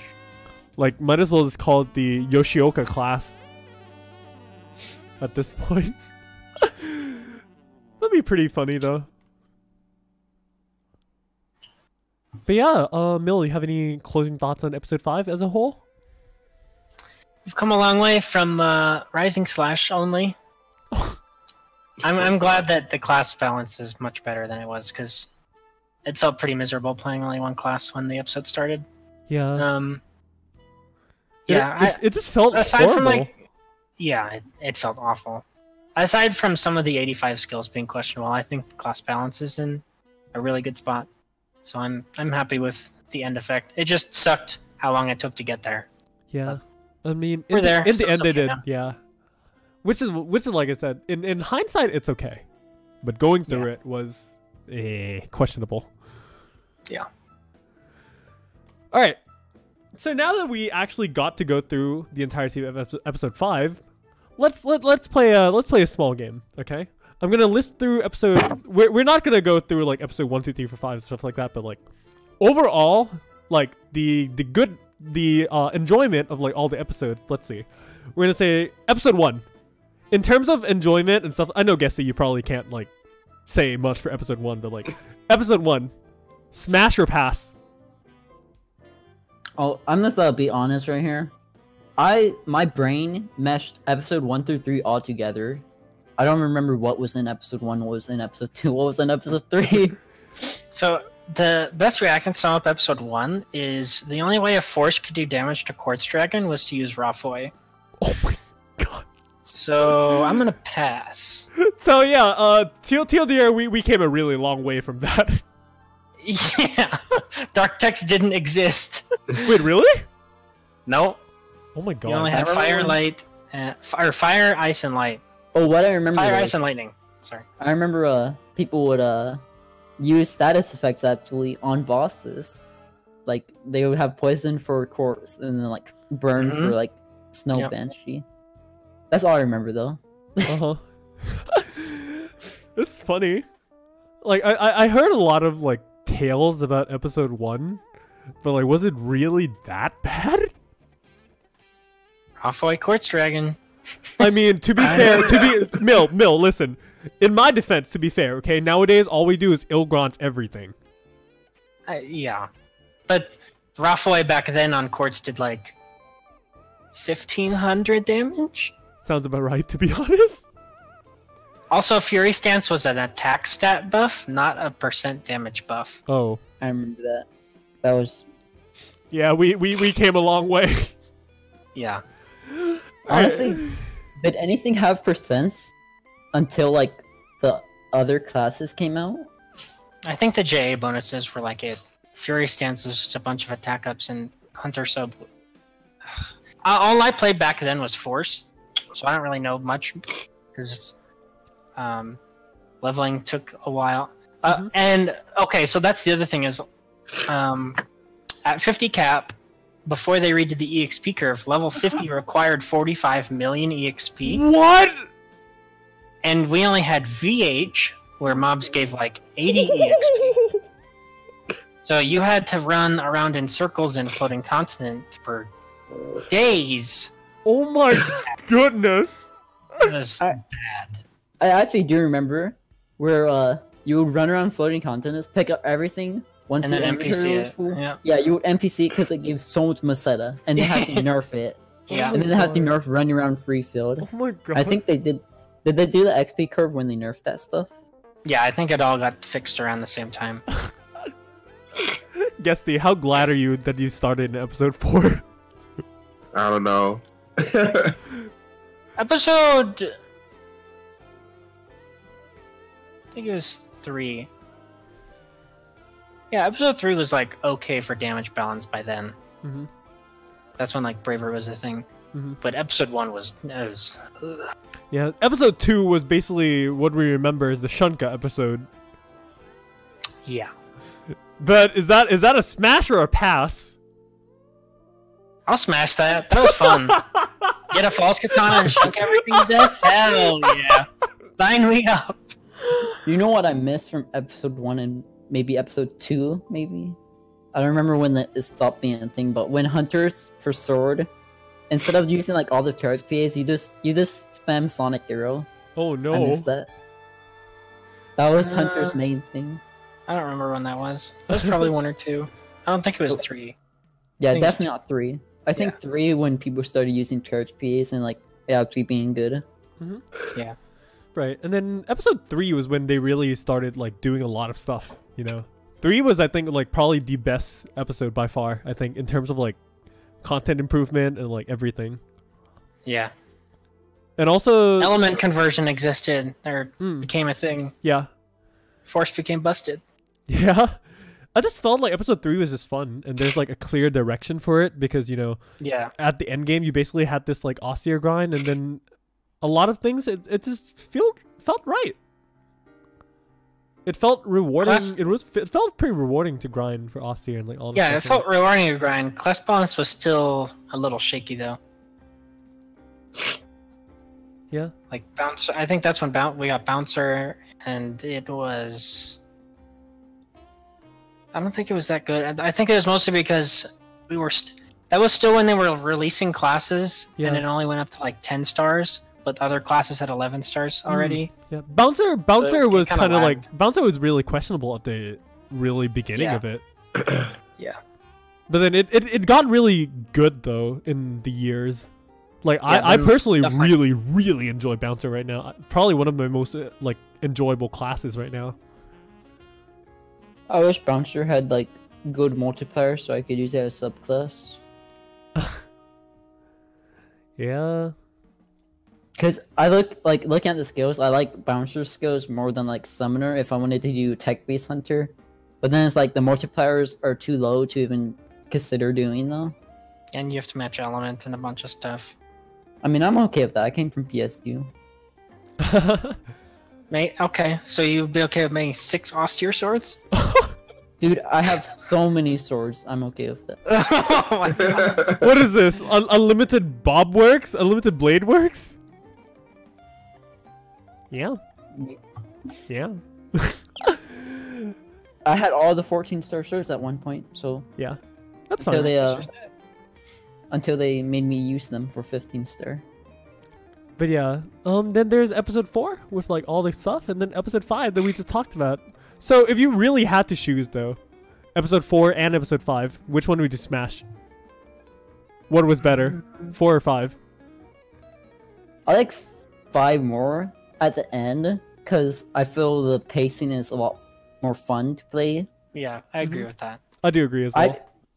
I think there's a big issue with 4 that there's never any class balancing. So Xanverse and Marin at the end. Oh god, I forgot about Xanverse. Yeah. So I'm gonna play Gunner Tekker for 50% Xanverse. And that reminds me of when people complained about Hera being so overpowered. It was like, hello, do you remember Xanverse and Marin one-shotting raid bosses? I mean, to be okay. Let's just think like this, like excluding Summoner Gunner. Okay, I think episode 4 was like really well balanced overall. I mean, Compounds didn't have CDs, so Force felt a little broken. But it wasn't the only broken class. Fighter was pretty good too. Yeah. I mean, Braver felt pretty miserable though, because Counter back then only did like 30k, because it wasn't buffed yet. But yeah, nowadays Counter is like one of your main DPS. Oh, 200k! It's like, oh, yeah, okay, let's go with that. All right. Do we have any more closing thoughts on anything else? You know, we completely skipped over. Let's see. What? We forgot about with the solo ultimate quest. But other than that, you know, solo ultimate quest to me is like something I'm like indifferent about, because I'm like, it's like a 15 stars invalidated. Yeah, I mean, it basically you just do double damage and like, okay. Eventually 15 stars won't invalidate it, don't worry. That's only if we go to depth 140 though. And if we go to 140, I'm gonna actually kill myself. Yeah, I think it definitely goes over 100 because we're still missing 2 rewards. We're missing the Bail B and the Mask still. Yeah, and what was it?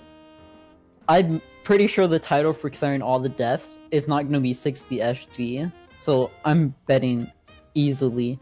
Yeah, but they're only gonna make it rewarding if it's like super difficult. Yeah.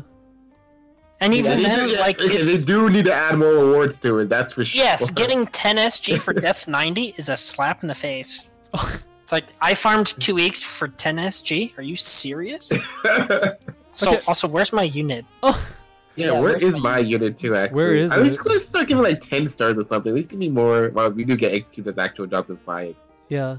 Like once the unit drops, I'm pretty sure my heart is going to like drop from like relief.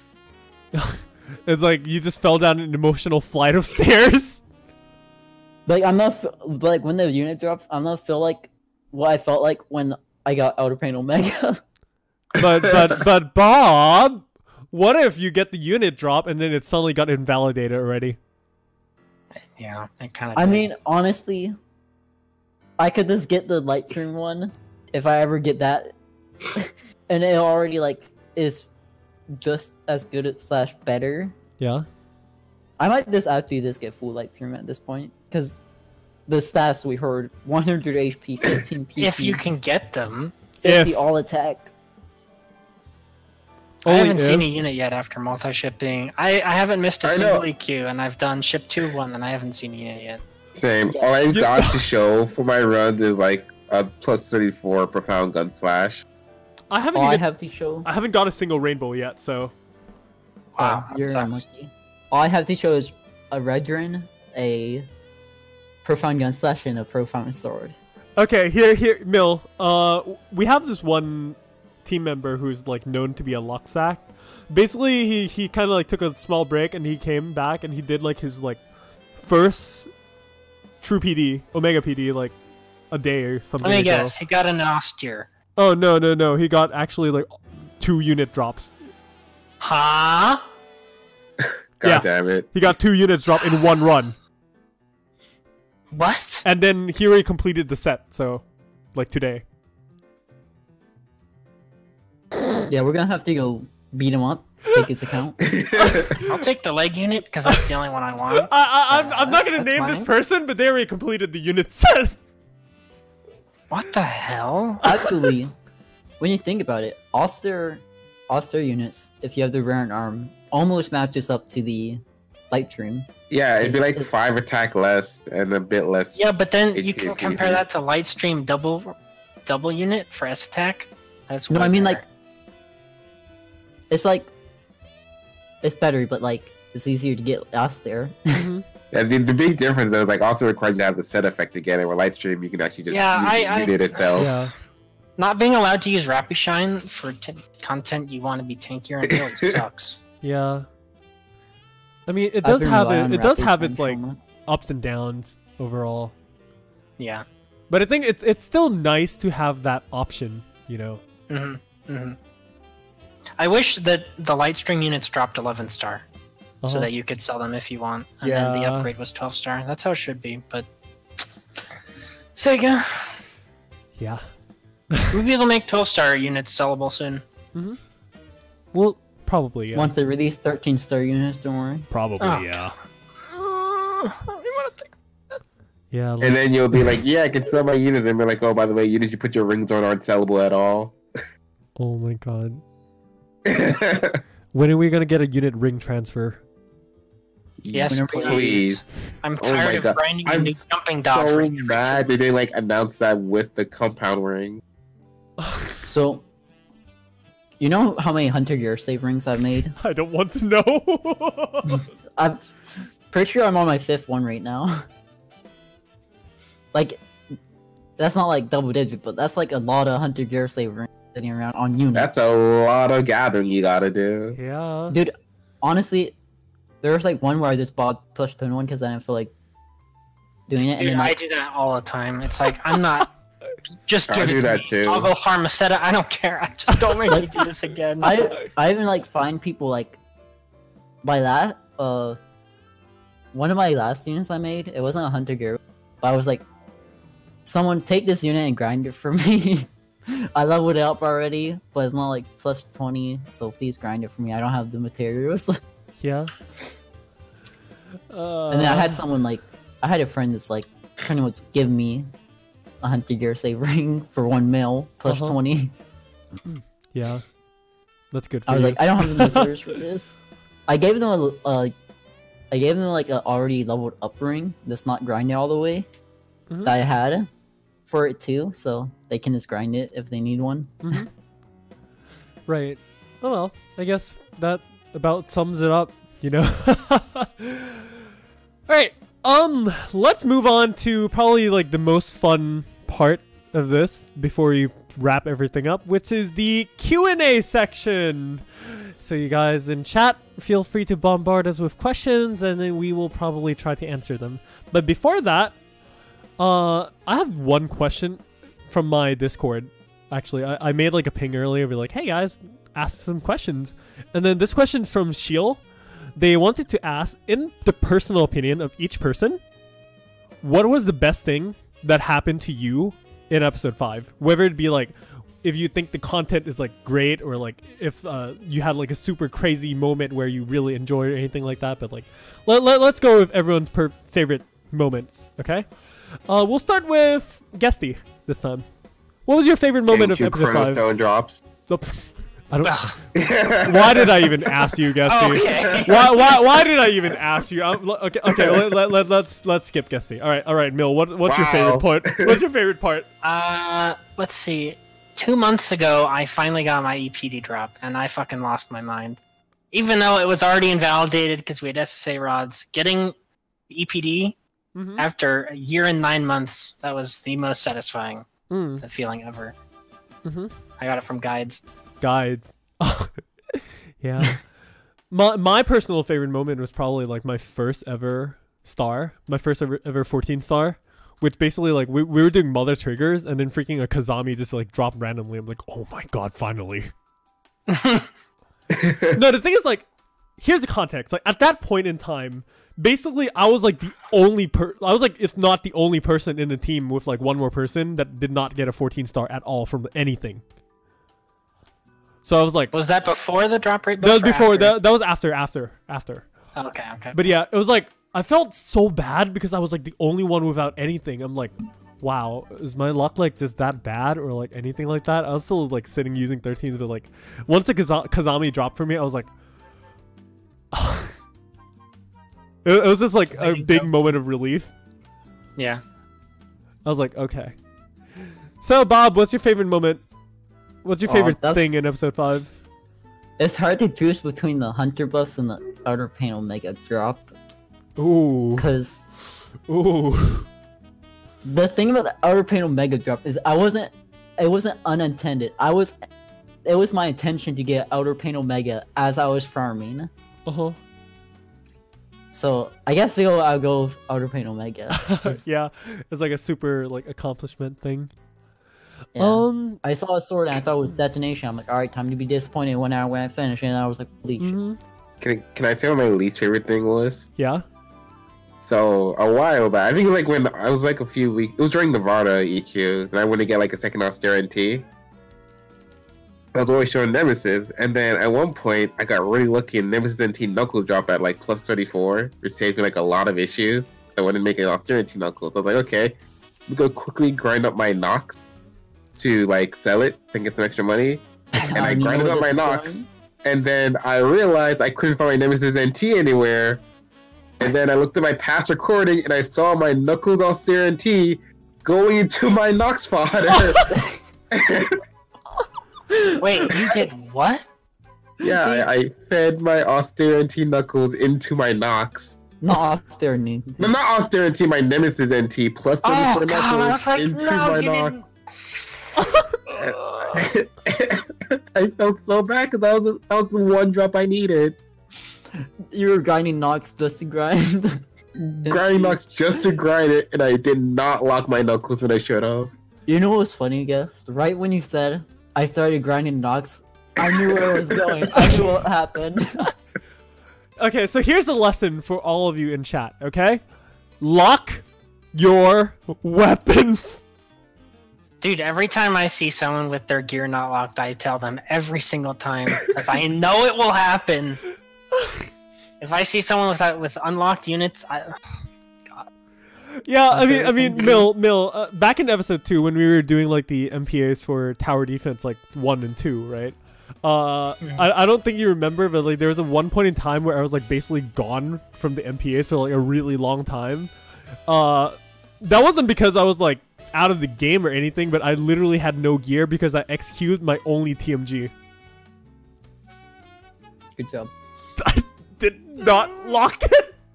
So like I didn't even. Okay, listen. In my defense, I didn't even know locking existed back then. Okay, I was like, okay. Huh? Hey, What the heck? I'm not the brightest person. Okay, I'm not the brightest person. But yeah. It's okay. I've X cubed like what was it? I got there was a factor catalyst on a weapon, and I accidentally X cubed that weapon. I was like, I was gonna put on my Actra, and then like I was like, you know, actually I have a different plan. I'm probably gonna just sell this, and then like before I put it on the market, I was like, oh, let me X cube all this shit out of my storage so it's easier. Yeah. And then I X cubed it. I was like, oh, there it was like 15 mil right there. Yeah. Well, speaking of money, there was also another instance where basically like back then in episode 2, I kind of just like fed a 6-slot miser soul. Back then that was like, oh my god. But yeah, the 6-slot I just fed it into my mag unit. Oh, dude, there must be back when I started playing episode 4 and PD was around, and I didn't know what the stones were for, so I would just always ignore them, like run around them and like I gotta need these stones, and then I'd like just not pick up any units, and then I found out like all this stuff about invade units and then the stone. I was like, how many? Like I'm thinking like how many invade units could I have possibly missed, and then how many stones have I like not picked up? Yeah. I guess that's kind of a thing. Also, yeah, go ahead. Sorry. I was like, I didn't know about like grind success rates. So when I got like a 13-star invade, I literally just mashed it in the grind section. Like I didn't know about grind success. So I don't know how much money I wasted trying to grind an invade up, but it definitely was way more than it possibly could have been worth. Yeah. I can understand. Anyways, also Kilver, we did some bold predictions on Phantom earlier. We're not entirely sure if we're gonna do like a full like discussion about pre-release Phantom, but maybe we'll have like a bit of a discussion here and there in some videos with me and Gesti on the lounge episodes. But we'll see about that. Anyways, next question from Furuhashi. Basically, he asks, what is your favorite Dark Falls in episode 5? Like concept or like fight or yeah, what? I guess you can say like just the Dark Falls battle. easily Persona. Yeah, I'd say definitely Persona. I'm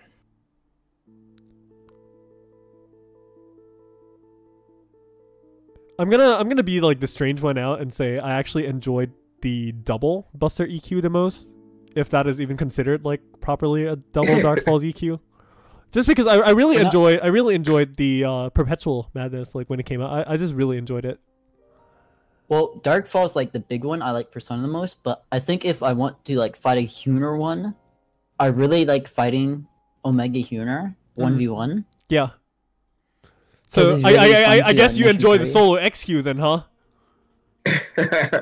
I only like the last stage. I don't like the 4 stages before it.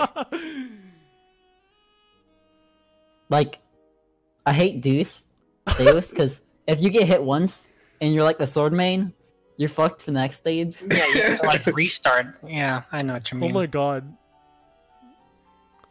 Because sword is so easy to clear that stage with, because you just overend. God is like for the second stage for me, because like if I fuck up the second stage over the status effect, I gotta fight full leg with a double saber resistance. Yeah. But yeah, Mill, what was your favorite Dark Falls? Whether it be like a Hunar or the EQ or anything. I think for me, like I like the concept of Luther, but TD4 Apprentice I think was the most exciting to fight, especially the first time, because when you see her like take her laser out, it starts to destroy the whole base, and it's like, okay, if I don't kill her now, you know, we lose. Yeah, I feel like episode 5, like the Dark Falls, didn't really feel that it has that much of an impact, like you know, in TD4. TD4 was like, holy shit, like, what was that? Kill it or it's over. Actually, I think that was the most fun for me. I like the first EBQ where it's really rare that this happens, and you have to have a really bad MPA for it to happen. When Elder or Huner, he he turns like twice his size. Wait, what? If you fail to kill him. Wait, what? You don't know about this? Okay, so I can tell you about it because I've seen it happen. He turns like twice his size, or a little bit more than twice his size. He walks up, like he walks up, not caring about anyone else, to the tower. He starts charging just a big punch, and just one shots the tower if you don't kill him. What the heck? I almost want to do a trigger just to see him do that. I know, right? Actually, yeah, it's ridiculous. All the Falls bosses have one in Perpetual Madness as well. Does he What the still heck? get the big form in Perpetual or no? Because he dies way too fast in Perpetual. Yeah, he still turns. It's like they all have their own like base character. I think Elder still has twice the size form. Wow. Okay, yes. Funny enough, the double clones also have their own. Yeah, The this is some like mind-blowing facts right now. Because I remember during one of the Perpetual Madness runs, like if you left some double clones alive, like, oh, that'll be fine. Then they all took to the base and started charging up. It's like, oh, never mind. Oh my god. Yeah, so it's like the Diamos? damage. Yeah, okay. I know Diamos got one. Diamos got like the Spirit Bomb as his. Yeah. It's funny because Yeah. he can put up a wall and block his entire attack from the tower. Well then. Well then. But yeah, so I think almost all the mini bosses have Mhm. one in Perpetual. Yeah. Mhm. And then all the Falzers have like the big, like I don't remember. The I don't remember Falzers what- can one-shot the tower. Yeah, the I don't remember what mini Losers bosses- is. I've never seen Losers Losers is- actually. Wait, Hmm. which one was it? Okay, Apprentice does the tentacle around the tower. I think Losers does the laser, probably. Oh, that think- makes sense with the laser. I think someone said it was the laser. From I mean, when I asked people. don't doubt it's a laser. But I know that Double like summons something to eat the tower. Uh-huh. Yeah. You know what? I'm still disappointed that we didn't get Double as the actual castle boss. Yeah, I was really expecting the castle just to be Double or something. I know, I was really hoping like after like clear it the first, like when it gets to the final attack, I was really hoping like it'd just be double as the castle or something. Yeah, Double was really disappointing. It's like, oh, you just kill his falls farm and that's it. Yeah, it's like It's just a castle. Feels bad. Like, huh? It made so much sense. Double and to put Hinar it- both got shafted. Yeah. it was Yeah. bad. I've been praying, and Guest knows that I always wanted Omega El. when he was talking No, about new enemies, I remember when the New Year's trailer came, like it had Elder's music playing. From last year's station, like when they showed the January trailer and like had Elder's music playing, I was so expecting to like show Omega Elder at the end or something of it. Yeah, disappointingly, it's just the room. It's just the Ragnar room with all Fosses in it. And then they have like, I'm still not ready for part 2 of that New Year's because it's just a free field where you run around urban, which Yeah, is nice because we needed one of those. I don't want to do run around. Wait, can we actually have urban as a free field? That's the real question. Don't worry. After the LQ, people will complain enough and they'll make it a free field. Yeah. Forest. We'll Honestly- see. We'll see what happens. I was hoping for them to call it Enchanted Woods instead of Forest, just so it's not confusing. Yeah. But then it was just like it wasn't gonna be a free field, so it's fine. But then it became a free field, so now it's the issue. Yeah. I mean, Because they called the quest Beckoning Woods, yeah. which I was like, why don't we just call it Woods instead? Oh and then no. it was like, hey, and then like they went with Beckoning Woods, and then it was still Enchanted Forest. I was like, what? Oh well. Anyways, I guess rapidly moving on a bit. This one's I actually am really interested in this question. Which UH boss are you excited to see the most? Mad Rappy. Gesti. No.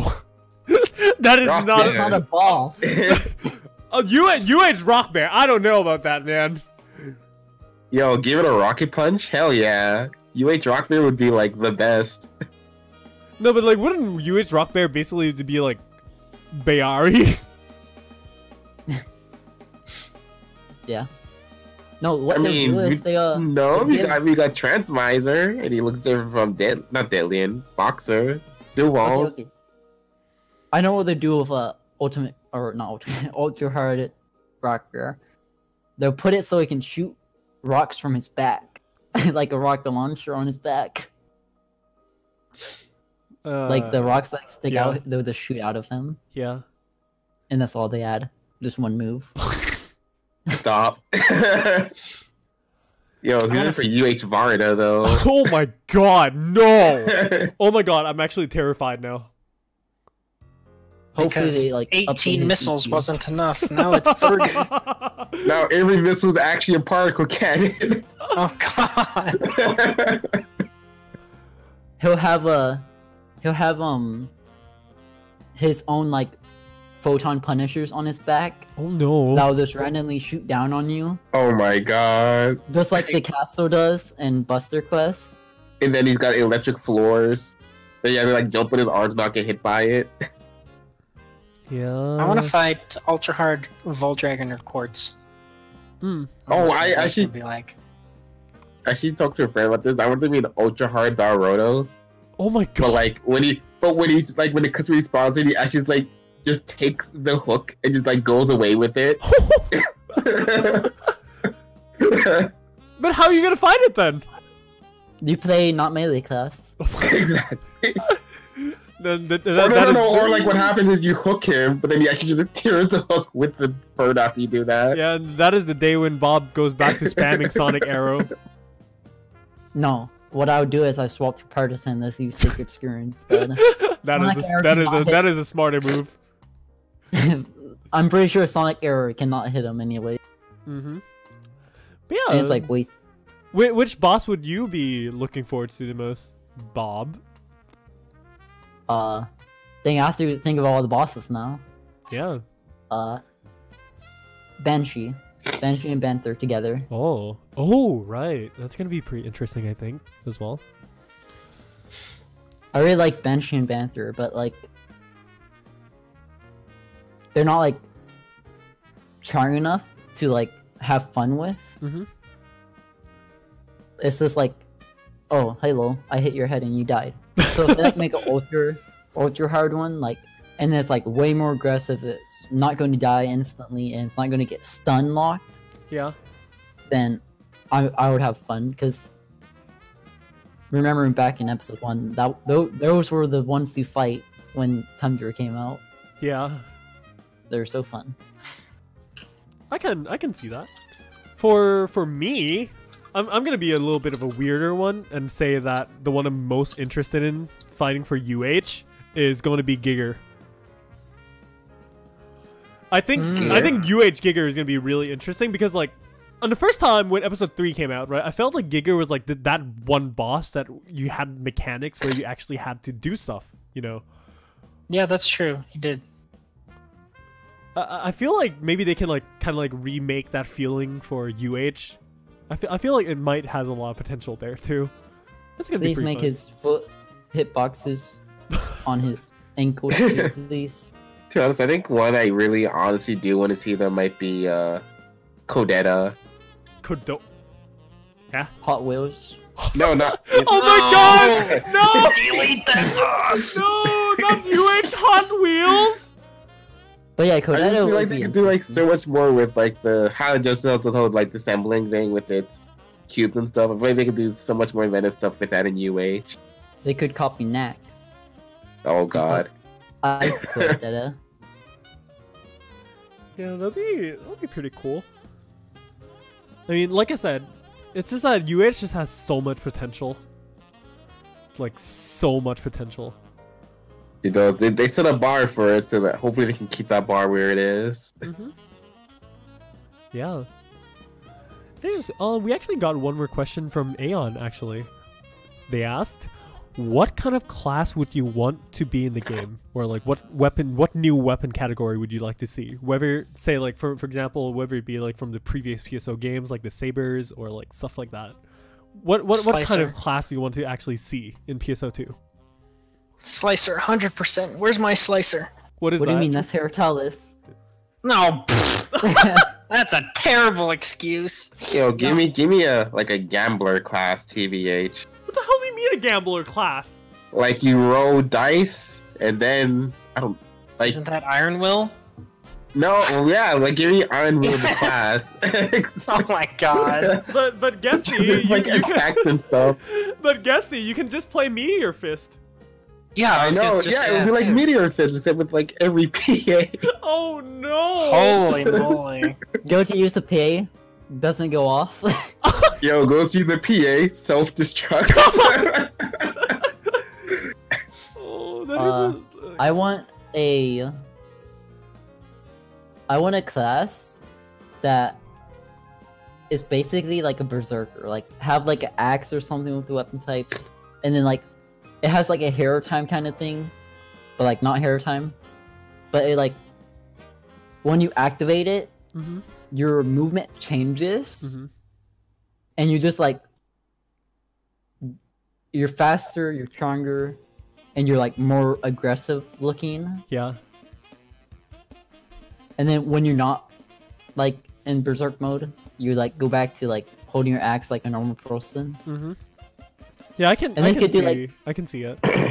Like I was hoping like it was a dream of mine for them to like do that for Hunter, where like you just like one-handed sword like Nightmare from Soul Calibur. Oh. Just like start this. You have like a whole new move list with the berserk mode, but that would have to be a new class definitely. Yeah, if they ever definitely. do that. Although like, I'm so itching to say this right now, but like Crispy in chat literally said whips, and I'm like, yes. That How is would that whips is like work in this game? that is like my inner feeling. I'm like whips, yes. They No, the just thing is don't like make okay, it okay. that- Before you say that, but Azel, there's wired lances. No, it's Those not are not the whips. same. But yeah, I mean, like if you think of like magic whips, for example, like you know, you can make like a trail of like text or like something like that. You know, there can be some really cool stuff that happens, I think. But just like the whip as an entire concept itself, and you know, also appealing for like the BDSM audiences, you know, yeah. But that aside, I still think there's a lot of like potential for a whip to actually be a tech class. Like a Yeah. hybrid tech class where it's basically like you Too bad just they're like, not gonna make a new weapon type. yeah. Yeah, that's Yeah. basically what it was in PSU. is- Wait, there's whips in whips. PSU? Yeah, that's where it originally came in. You played Acrotecher. It was a support melee class. Why did nobody tell me about this? They were really strong at the end of the game too. Yeah, and they were really cool because they were like, it just had the handle, and then like when you whip, it's like a photon thingy Yeah. comes out of it. Oh my god, Bob. Stahl said in chat, literally, speaking of Soul Calibur, whips could be like Ivy's freaking Shaneblade weapon or something. Well, not really whips, but like Ivy's Shaneblade weapon would actually be pretty interesting, not gonna lie. I wish they did this like for the next successor class, give Raw and Lens like some love that isn't like where you have to grab the enemy. Mm-hmm. Yeah, grappling episode. Grapple 5. does not work. Yeah. I wish they would don't think- revamp. I wish they would revamp Wired Lance a bit though. I agree. Yeah, it's so clunky. Like you can play, it's playable, but it's like so clunky and like It feels so bad when you like if something's hitbox is just far enough away, and you're trying to other Holding cyclone and other either of them. You click the PA, it misses, and you're holding it down because you have to do that. So it mashes the PA multiple times as you miss over and over. You dump your gauge, then it accidentally hits something, and it's like, well, now I did J, and then you let go, and it takes forever. Oh, it tilts me so much. The only time I ever use Wired Lens is against Mugatsu, because the other two weapon types are unbearable against them. Yeah. Sounds like a lot of fun, though. No, it's not a lot of fun. Of course. Losing are it's like think about the old sacrifice bite for Hunter Sword, Yeah. where you like if you like in a mobbing quest and you're trying to get it off, you're going to use so much PP because you're just going to miss everything, Mm-hmm. and then you're just like left with like half PP, and then you just like, and then worse, it doesn't JA if you hit something by accident, Mm-hmm. and then you have to stop, which takes forever. Yeah. Makes sense, though. Although, personally, for me, if anything, I know it's completely like out of the table and unrealistic, but I want a sniper class, like an actual like sniper. Like a class. I know it probably doesn't make any sense, but like, you know how like sniper rifles and stuff work in like first-person shooter games, right? I'm like, so you want that? You want it to be first person? Yes. I know it's like completely out of left field, but like, if we're gonna go with unrealistics, might as well say it, right? But like, really though, like if I really wanted to make like a realistic PSO2 class, I would love to have a class where it's like magic swords. For example, like you can imbue techs into your swords and stuff like that, and like depending on which tech you choose and which PA, it like acts differently and stuff like that. You kind of get the general idea. Yeah. Like, for example, yeah. I think it would be easier to do it like with like guns or something, like magic embed guns. Mm-hmm. Like you embed it with fire, and like you could either do like explosion bullets or like burning bullets that like put a DOT on the enemy. Oh, that would be so cool too. I don't know. I just feel like it might be a pretty good concept for like another like successor class or well advanced class. Because it's kind of like I feel like that's like a perfect hybrid for, you know, like tech, range, and striking. I feel like it's just that concept would just be perfect. They're running out of tech weapons anyway. Gotta use our tech weapons as tech weapons. I mean, okay, it might be kind of like sounding similar to like wand and element chain ring, but maybe wand could be the weapon for that said class. You know, but like this one's like super like combat focused rather than only wand smacking. I think it'll be pretty cool, like a pretty cool general idea. I wonder if PSO2 lasts long enough to have the next like successor class after they give wand to a successor class. What they will do for the T attack weapon? What would they do for tact if they do that? Tact. Oh my god. I don't know, man. They could make like a successor class where it's like similar to Summoner. Like you have the pets, but like they'll fight. They'll like be auto fighting. Yeah, kind of like why you use your other weapons. Kind of like maybe like Apprentice Blast. Yeah. Like the little dude that comes out and like starts punching. that would already be above compared to Summoner, because half the time Summoner pets are hitting the wrong hitbox. I mean, to be fair though, I think Summoner, like for example, like Synchro Summoner is actually pretty unique in and of its own. Or like the Marin Summoner is pretty unique as well. So it wouldn't be really exactly the same, but like it's kind of there.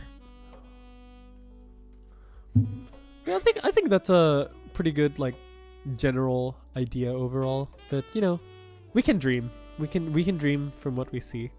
But for what we have to like talk about and really like think about and really anticipate in the future now is definitely Yoshioka Tetsuo's freaking episode 6.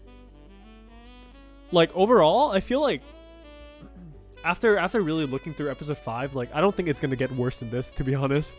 I feel like SEGA really I think did. they'll be more careful. Yeah, I'm pretty sure SEGA will be definitely more careful and like really learn from their mistakes, you know. I mean, like for me personally, when they were doing like, you know, the public apologies and stuff like that, like Sakai actually coming out to like apologize, being like, hey, we're sorry that we disappointed for episode 5, but we'll try better and stuff. I for playing this game for so long, you know, Sakai felt like someone kind of like close because we see him like every live stream and stuff like that. So I personally felt a little like, yeah, that too. But like I kind of feel like a really like, it's a weird feeling I can't really describe. Like I feel kind of bad. I feel really bad actually, and like with him not really gonna appear in the live streams again, with like Kimura not gonna appear as well. It's like, oh, yeah.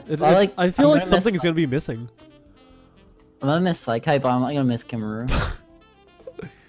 Like I could care less about Kimura. Sakai is like, yeah, such great meme potential. Yeah, I mean, like for me though, I mean, on Sakai's final message before the end of the live stream, I was like, I was feeling a lot of emotions, man. Like I didn't understand what he was saying, but I knew he was saying some deep shit. No, so basically Sakai was talking about like his journey with the team. He was talking like, hey, you know, we came a really long way from like a really small team to now we have like all these events that we can do, and like with the team, none of this would have probably happened without like everyone collaborating and like all this stuff. And we need to really thank everyone for playing the game and like stuff like that. It was really heartfelt. Like I was really feeling emotions. I was like, oh my god, Sakai, don't leave me. Yeah, I didn't understand what I was saying, but I know there was like, it was really heartfelt theme. Yeah. That's a word. Don't worry. Basically that. It's just that kind of thing, you know. But yeah, I think that's basically about it. Because we have people in chat asking if we should probably go to sleep. I should. No. I need some food. I'm hungry. Yeah, same. We've been sitting. We've got to get some toast. We've been sitting here for a while. So, anyways, I guess that sounds about like a pretty good conclusion, actually. So, thank you very much, everyone, for basically tuning into our podcast. Initially, I actually planned this to be like around 2 hours or so, but we actually went to 3.5 because it was actually just really fun to talk about everything. Honestly, it would probably be even longer if we actually talked like super in depth about all the classes, but you know. If we talk about all the content too, like Anna's Quest. Yeah, I mean it's okay. It's okay. I guess we basically just went over a lot of things pretty nicely. I felt it was really fun though. I really enjoyed like seeing what you guys thought about all the stuff and like it just felt really refreshing because you know it's basically the end of the episode now and like we're basically just sitting here looking forward to the next one and just reflecting this and like yeah. Yeah, first really good after going through this episode, which was like a complete hellfire shit show, and like yeah, we need the meme where the dog is like sitting in the middle of the house and like yeah, this is fine. But then like we're finally removed from like the hell show, and like Persona came out, and it's like this is so great, and then like looking at the future episode, it's like that looks so good. Yeah, right. Finally through this and finally getting it's like we all came through this hell together, basically. So it was a really big journey where it's like, oh, we had our lessons, we had our everything, you know. So yeah, final words from everyone. Let's start down the line. Gesti, any final words? Hi.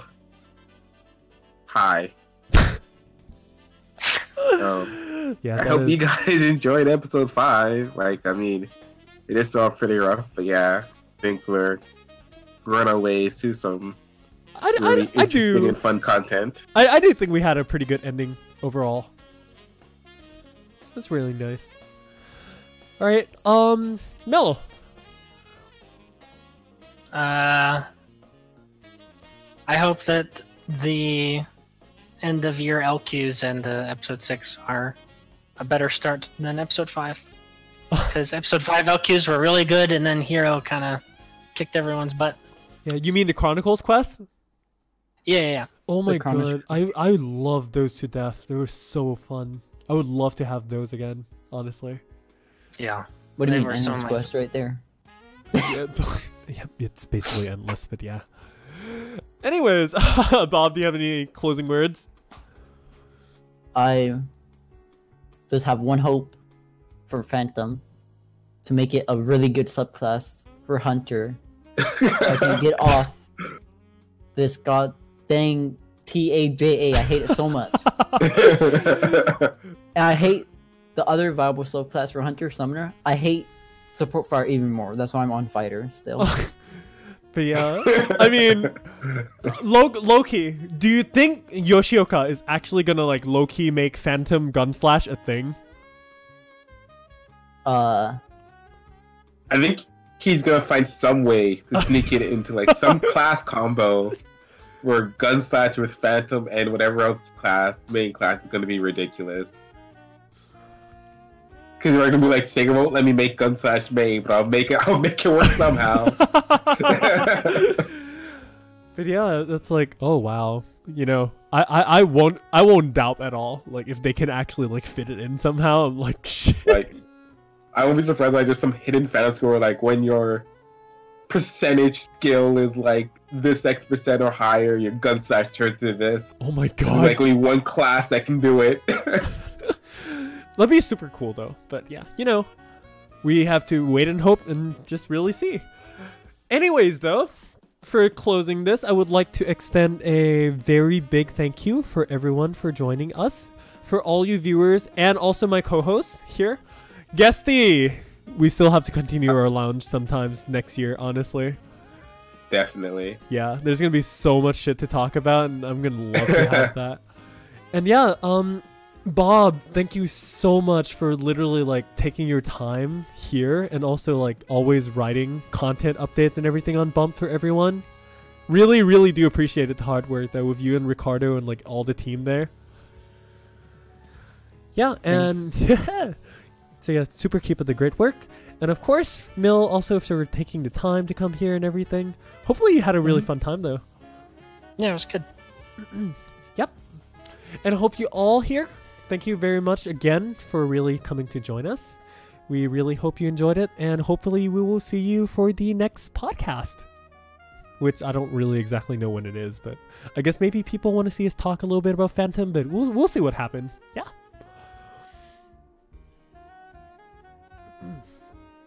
All right. So with that, hopefully all of you have a really nice day or night. And also, of course, a lot of people have been begging me to say this, but Bob gay?